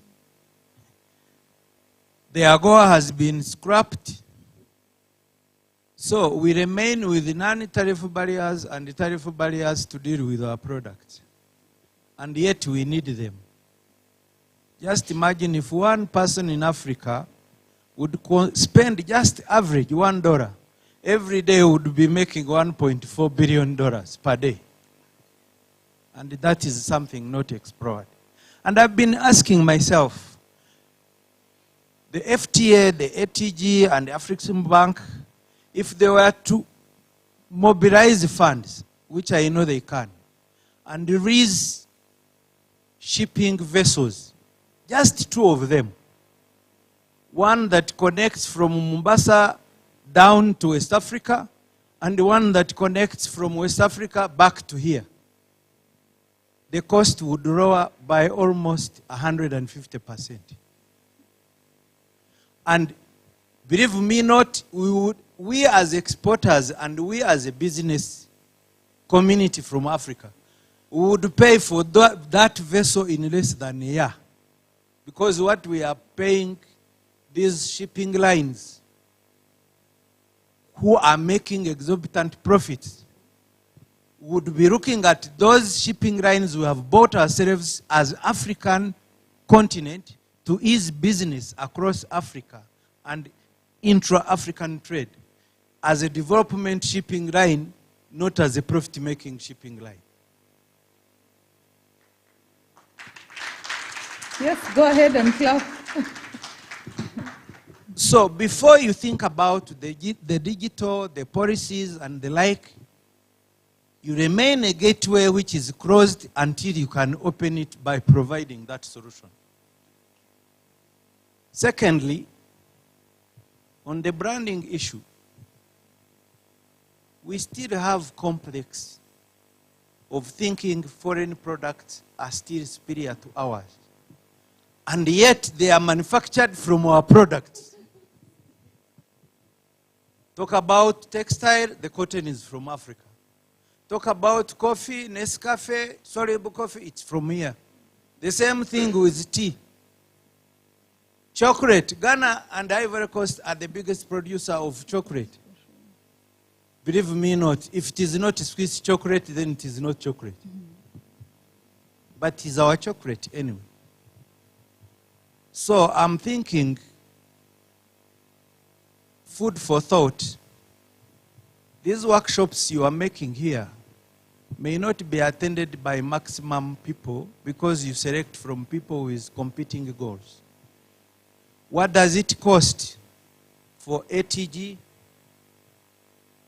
in joint partnership with FTA to create a special branding TV channel for Africa? It is cheaper. So that all the issues you are educating people, you don't only educate people in this room, but you educate the whole continent about what is happening. It is cheaper, and we can tune on that TV instead of tuning on CNN and any other business that it doesn't help us.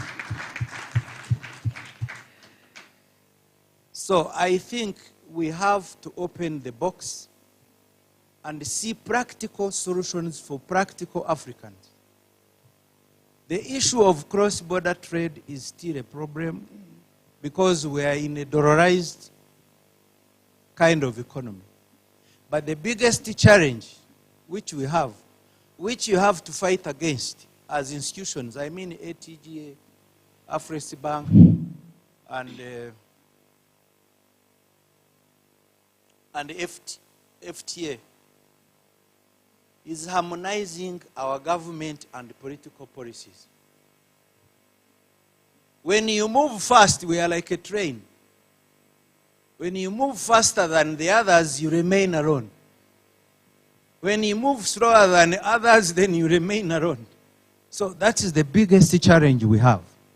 Because it doesn't help if East African community is ahead in policy and advocacy and whatever, when the West Africans are not there, when the SADC is not there, when the North Africa is not there. But the only way to go through that challenge is to deal with the private and the people themselves on grassroots level, and only leave the government to harmonize and deal with the people. Because at grassroots level, I want to tell Gerard, if you're going to channel me through another bank here, when I should be dealing with you directly, it costs me a good relationship with the relationship bank manager here, who is looking at his own interests and his bank interest before my interest, and before your interest for your matter. Because his bank has to go fast, because that's where he's earning the salary. And you as Afreximbank, you are thinking of me through another caretaker. So how do you harmonize that so that we can deal with you and you promote us on the ground level? Because we are on the battlefield and you are on the commanding sector. Thank you so much. Okay. I think you should have been here.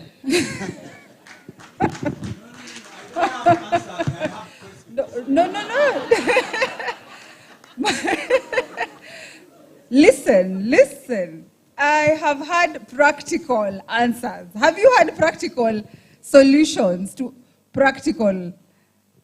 Yes. I mean, have you had practical solutions to African problems? Our African problems. So I wouldn't say, you really should have been here, but thank you so much for your contribution. I'm somewhere trying to think. Was it a question? Was it a point of reflection? Was it all of those things? All of those things. Okay, so what I will do is I will park that for now.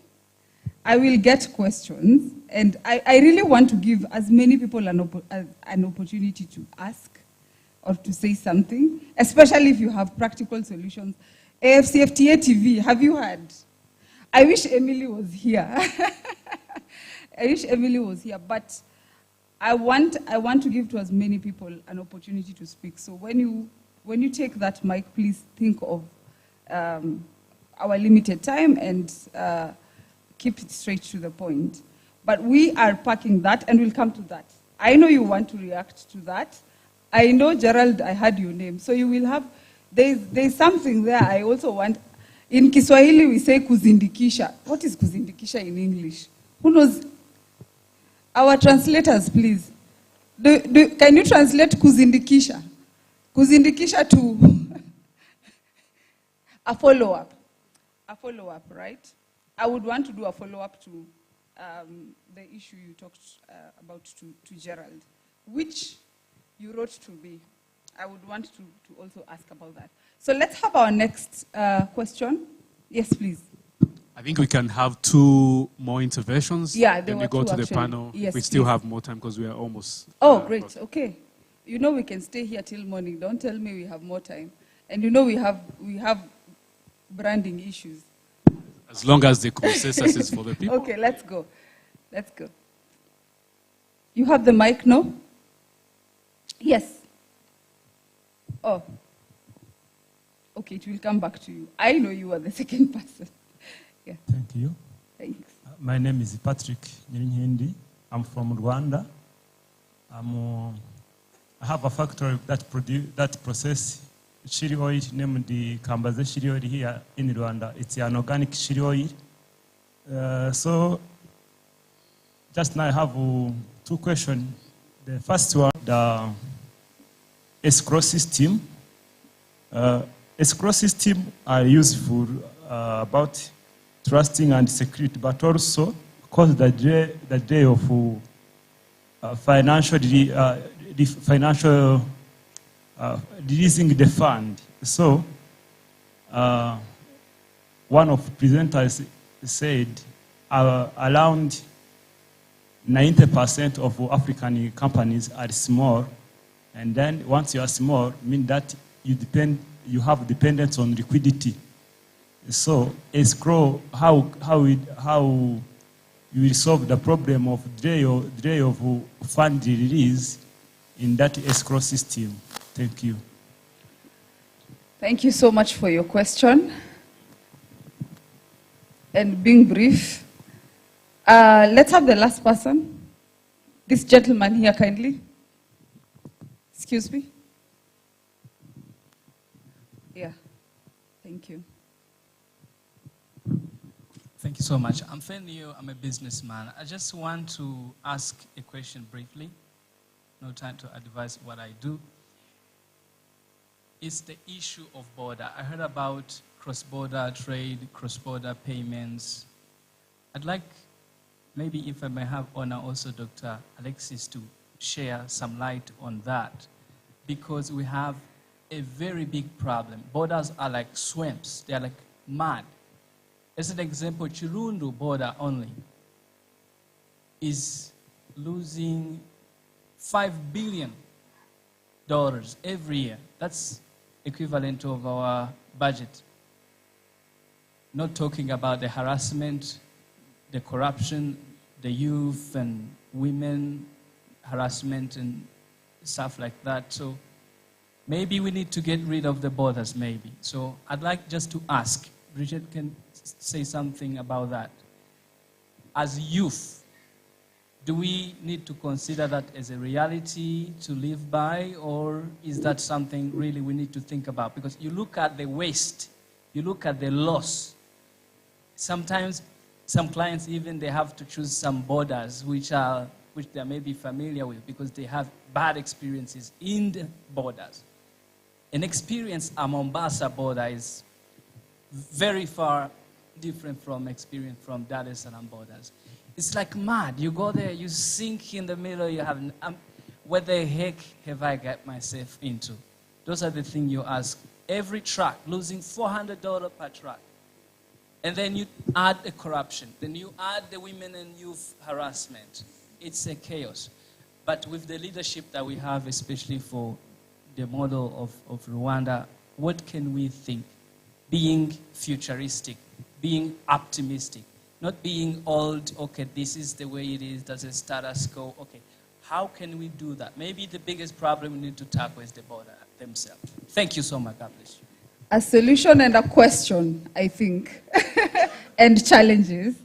I believe your question will be answered by Dr. Alexis, and it's on the cross-border issue in terms of, I think, also what the government is doing, especially in this context. And then the other question was on intellectual property. I wish Emily was here to answer that, but can you take that? Who, Emeka? Yeah. Oh, intellectual. Oh, the other question, Dr. Alexis, again, on intellectual property frameworks to protect intellectual property of small businesses. And finally, I think this question, I gleaned it from your contribution and from what Bridget whispered to me. And I would like to ask it in this way, and hopefully it can answer all your questions. Most of the people in this room and in Africa, dear Afreximbank, my letter is addressed to you, short letter is addressed to you. Dear Mr.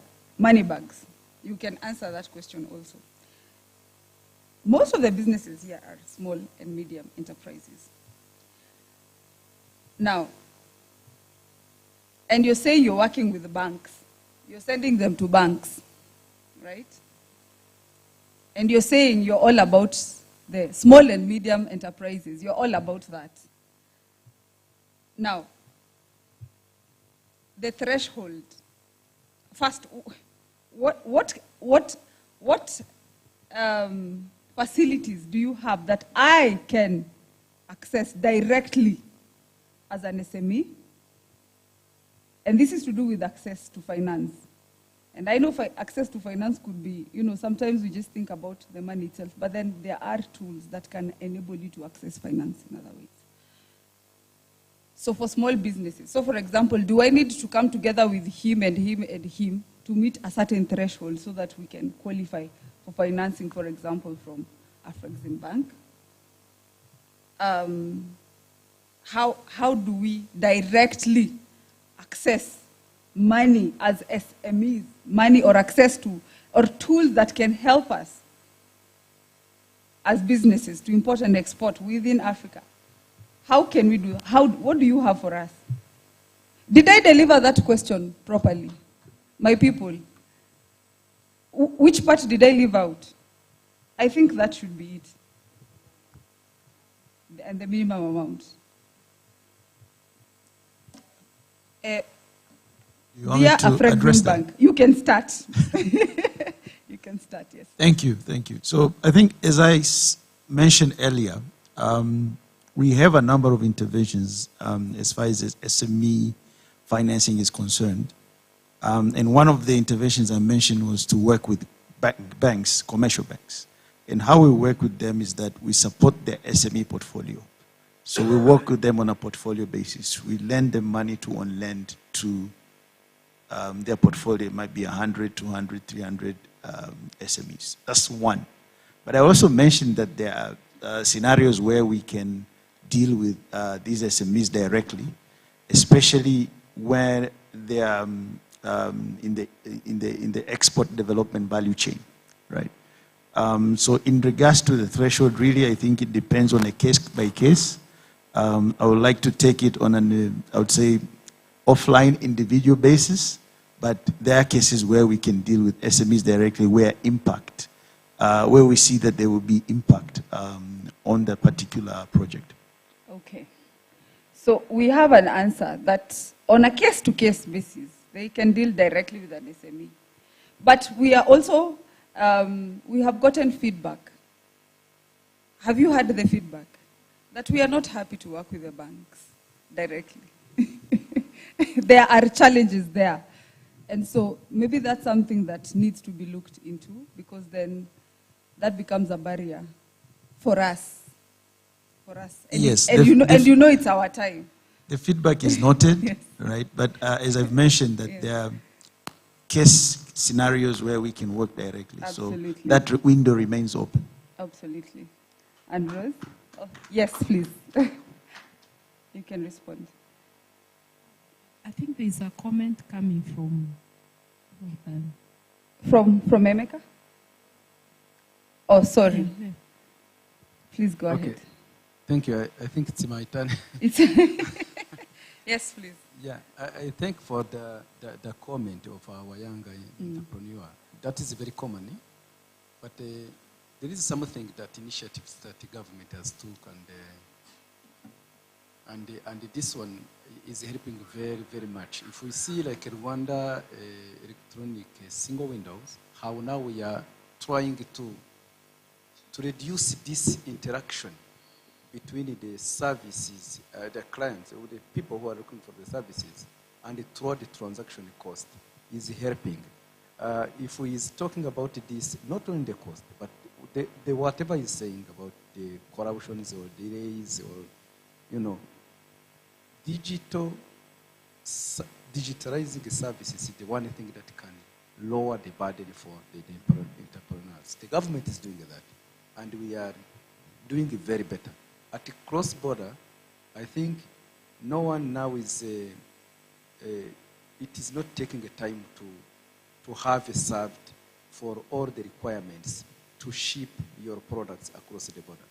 I think this is even where we are trying to lower, to downsize and to centralize the services in one stop center that we are having under RDB. I think if there is someone who can have this kind of the barrier, there is a way of approaching that one-stop center and being served in one room by all institutions at once. That's what I can say.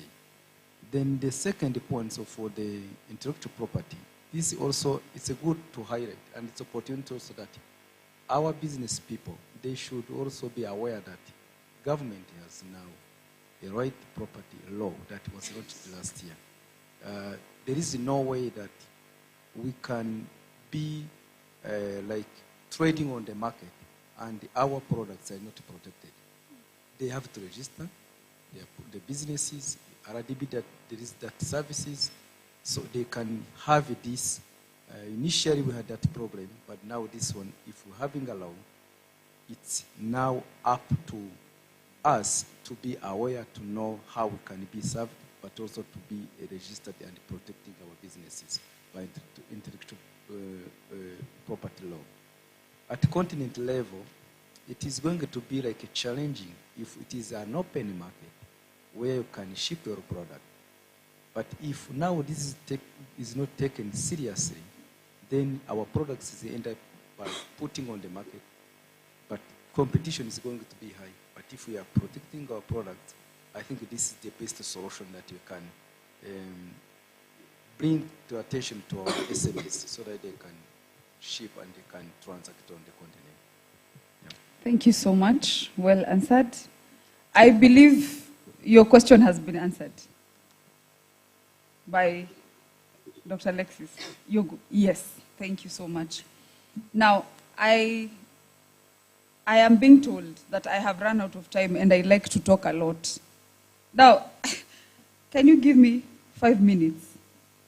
Is 5 minutes agreeable to conclude this session? Or should we go beyond 5 minutes? How many minutes should we take so that we can give other people an opportunity to ask questions and then we break for lunch?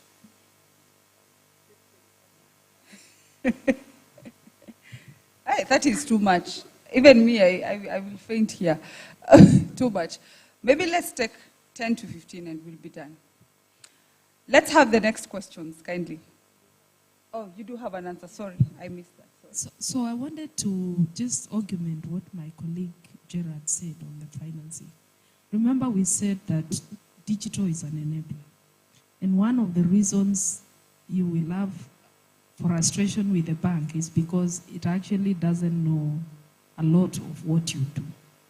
So in a way, by us saying, let us all come together, originate your transaction digitally, you are creating information that is useful for the bank, because the bank is going to look at you from, I mean, if you're looking at an importer, you need to see the trade, you need to see their consistency in terms of the way they've done their business. So by embracing what we are doing, augmenting what you do with your bank, and bringing the bank on board, the banks on board, what we are essentially doing, which indirectly we are maybe not communicating, is that we are also creating good data that will then enable us to sit with the banks that are part of the ATG and ask ourselves, what financing tools can we put in place to support those who are trading within the ATG?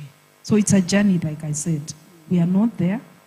We are working with what is existing, but it's a journey that is evolving. So just to paint that picture and let you know that we are not saying once you come on board, this is it. It's a journey that we will work with you. The feedback you're giving us is what then we go back and look at how do we iterate the tools to enable us see what you're doing and then be able to craft programs that fit in to what we are trying to achieve. Thank you. Thank you so much. And we are all about progress. We will get there eventually, and we keep improving. Thank you so much.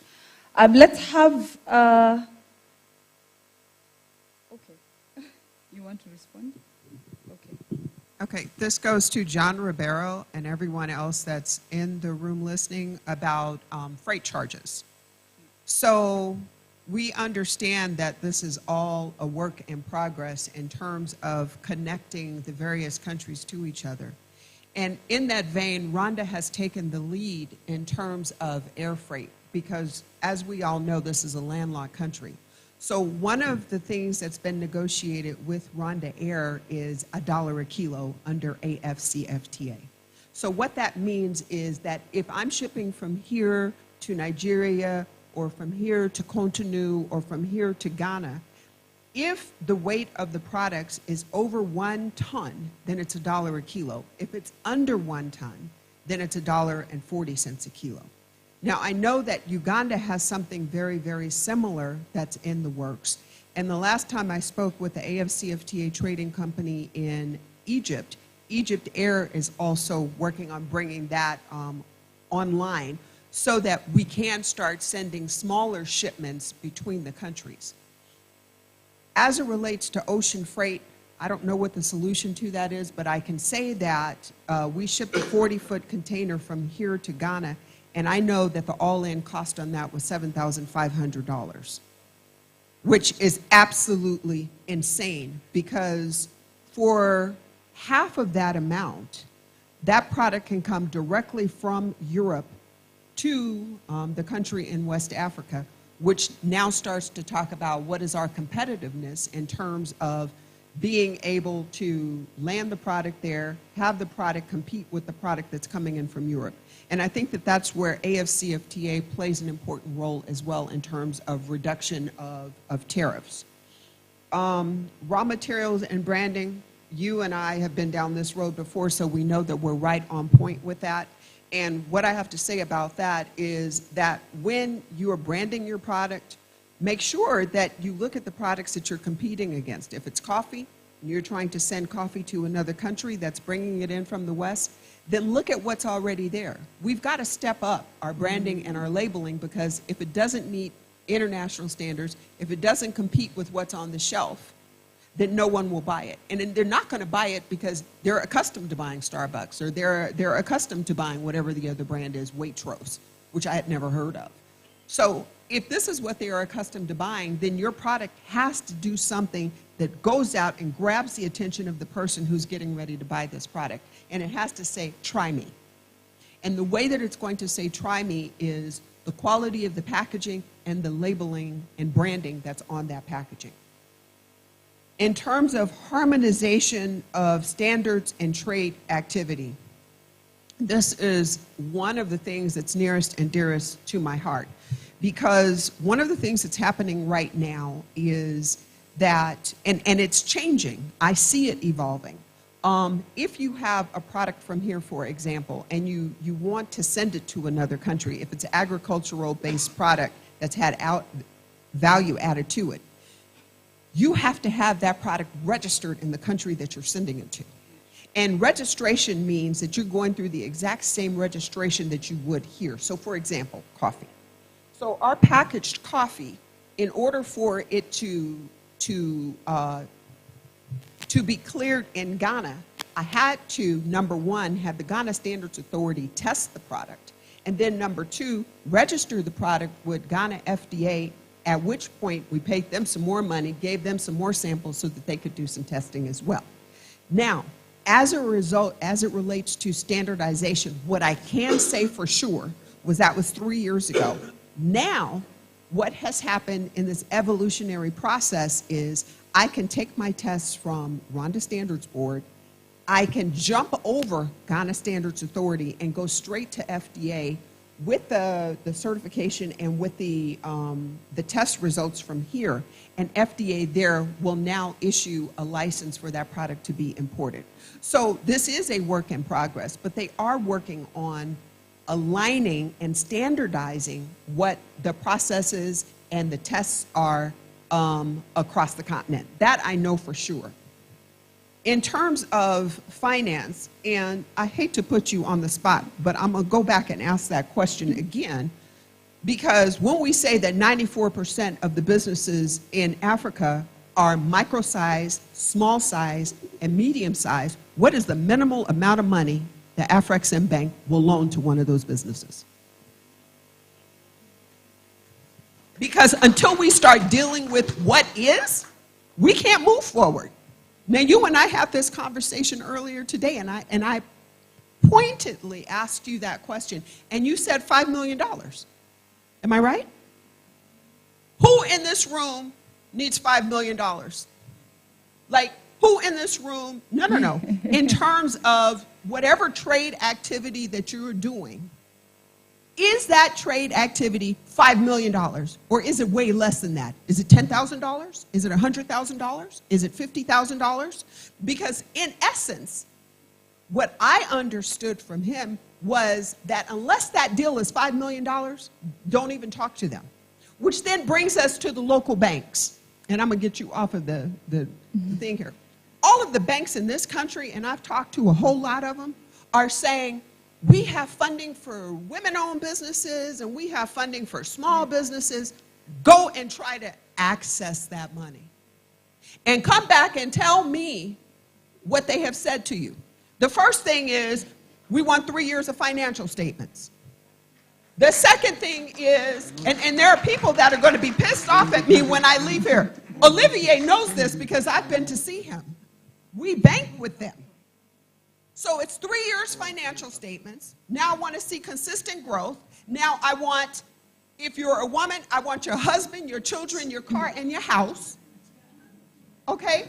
But in the meantime, what's being said is we have money for women, we have money for micro-sized companies, we have money for small businesses, and we have to stop doing this. What I am calling on you all to do today is let's talk about what is, because we can't move forward as a continent until we deal with the elephant in the room, and that is the elephant in the room. So don't come and tell me you have money for women.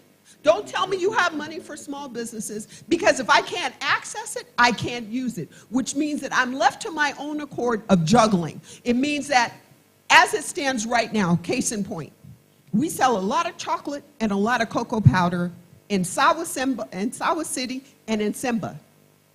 They're out right now. I can't bring in any more until I find the money to import it, which means I have to pay the seller on the other end. I have to pay the freight and the freight forwarder on the other end. And then when it gets to this country, I have to pay the clearing agent, I have to pay the duty and taxes and everything that's associated with that. And then I have to pay the transportation to our office. We now fill the orders. Now, Sawa City, their terms are 45 days. I can tell you right now they're not paying before 90 days.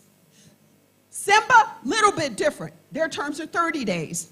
We're going to get paid in 37 days. But in the meantime, I'm trying to juggle this business. So don't come to me with these theories, because those theories cannot help us as small businesses move forward. And I've probably said too much. They'll never invite me to speak again, but it's okay. Ladies and gentlemen, that is the passion in the ATG community. Thank you so much for your contribution. And we hold space for that, and I think, yes. Oh, okay. Yeah. Oh, no, I mean.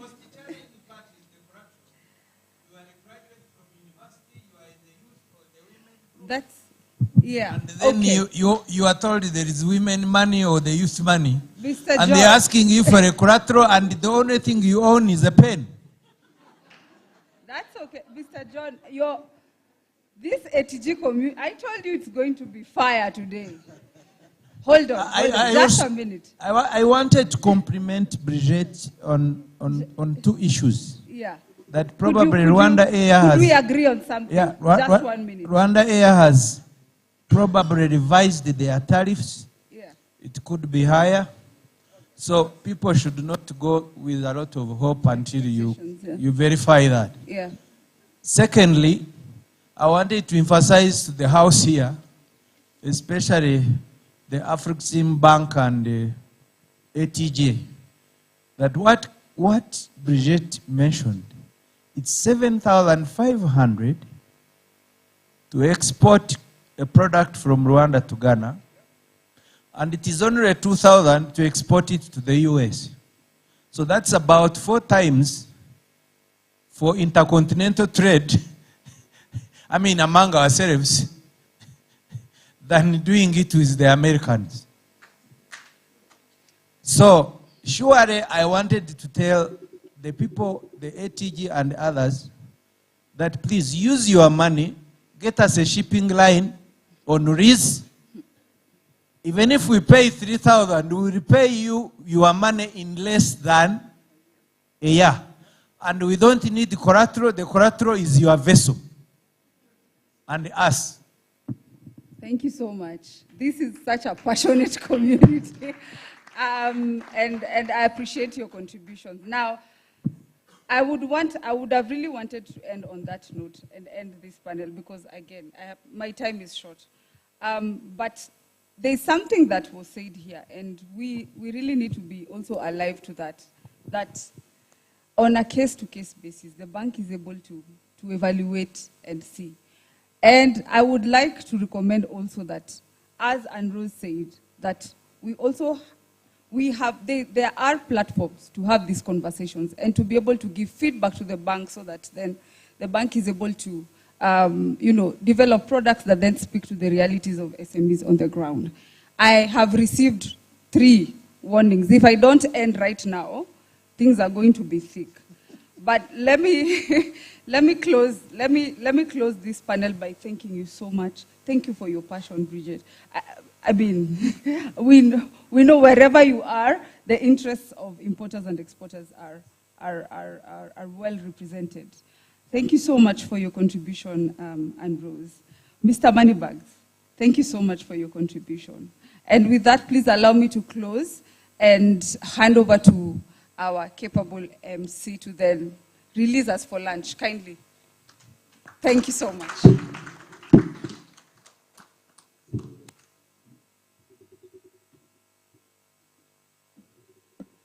Can we take a group photo? But as we do that, can you help me give a very big round of applause to our panelists? Please.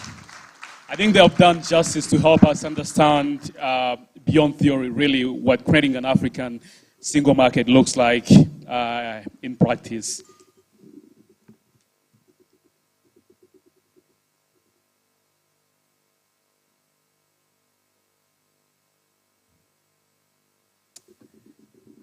As they take their seats, please help me to thank them with a big round of applause. Thank you so much. Thank you, Anne Rose. Thank you, Bridget. So, guys, how do we move forward? The only thing we can do is to go for lunch. But no, I guess on a serious note, the concerns, the ideas, all the insights you've raised are valid. And I guess the dream remains the same, much as we haven't really made a lot of progress. But I think we're making an attempt to make progress. And one takeaway for me is that we really need to open our borders for increased movement of goods, services, investments, and people. And I think we cannot really afford to do otherwise, because we lose more by not trading with each other than we do gain if we traded with each other. So, all right, we're finally coming to the end of our workshop. Please join me in welcoming Anne Rose Njemu, Senior Manager again of Digital Business at Afreximbank, to deliver her closing remarks. Was that an ambush?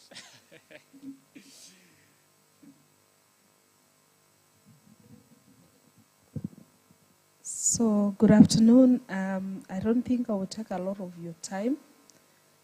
For me, it's to just stand here and really appreciate everyone who has been in this session. When we started rolling out what we are calling the ATG country activation, we never envisaged a clear, like a clear process of how to run with it. So we started off with Ethiopia, we went to Kenya. I must say Rwanda was really different, and we really appreciate the feedback that has come through. We, of course, appreciate the Ministry of Trade for coming on board. We appreciate the Bankers Association. I was telling the CEO he should have been on the podium to take all the questions that were put through for the banks. But for me, and for the rest of us in Afreximbank and to our seniors, I think one of the clear messages that they always put out there from our president to the executives is that if you look at everything in Africa, it was designed for us. So everything that we are doing now is designing what we want to call ours, and it's not going to be easy. So we do not come with the thinking of we know it all or we have all the solutions. The reason we come when we are rolling out these initiatives and put everybody in the room is to listen so that we can co-create these solutions together. We can move beyond having one business being able to trade with another business, 2 businesses in the continent trading to thousands of businesses trading, which is what we are speaking about today. And so let's keep evolving. Let's keep giving the feedback. Rest assured that that feedback is not falling into deaf ears. We are listening. We of course have very many other initiatives that the bank runs. So today we were only focusing on the ATG, but there are many other initiatives that the bank runs. So as we roll out with those, as we move forward with all those initiatives, of course working with our member states, we are calling on you. We own the continent. So please, let's collaborate and let's keep in mind that no single institution, no single government is going to do this alone. We all have to be together. We all have to get unified and get this done. Thank you very much and enjoy your lunch.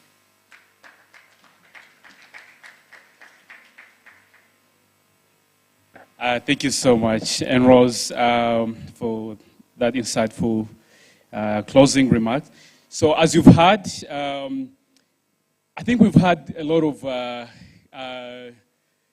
great questions when it comes to trading across the borders and trading with each other. But I guess we also need to be optimistic, right? I guess as a continent, we know what our aspirations are. And the ATG is just an attempt to be able to move closer to what we're trying to achieve as a continent. And I guess as you've heard from Rose, this is the first time in history we have had the shared digital infrastructure. I guess it doesn't get any better than that, right? So, and I guess more than ever, it is increasingly becoming clear that we must trade with each other as a continent. There's no way we can afford not to do this, right? And so, more importantly, for exporters and importers who are in this room, the Africa Trade Gateway is your silver bullet to deal with information challenges that you always deal with when you're trying to trade across the borders. It is also your solution when it comes to financing issues that you always complain about, most of the issues we've been talking about. And so I want you to take time to be able to network, get a lot of information. The teams from Afreximbank are here. Though you gain much insights what ATG can do for you and your business. And now, ladies and gentlemen, we've come to the end of our workshop. And I want to thank you for your attention. And let's build the Africa that we want. When I say Viva Africa, you say Viva. When I say one Africa, you say one market. Viva Africa! Viva Africa! One Africa! Thank you so much, guys. It was great being your MC. Enjoy your lunch. See you soon.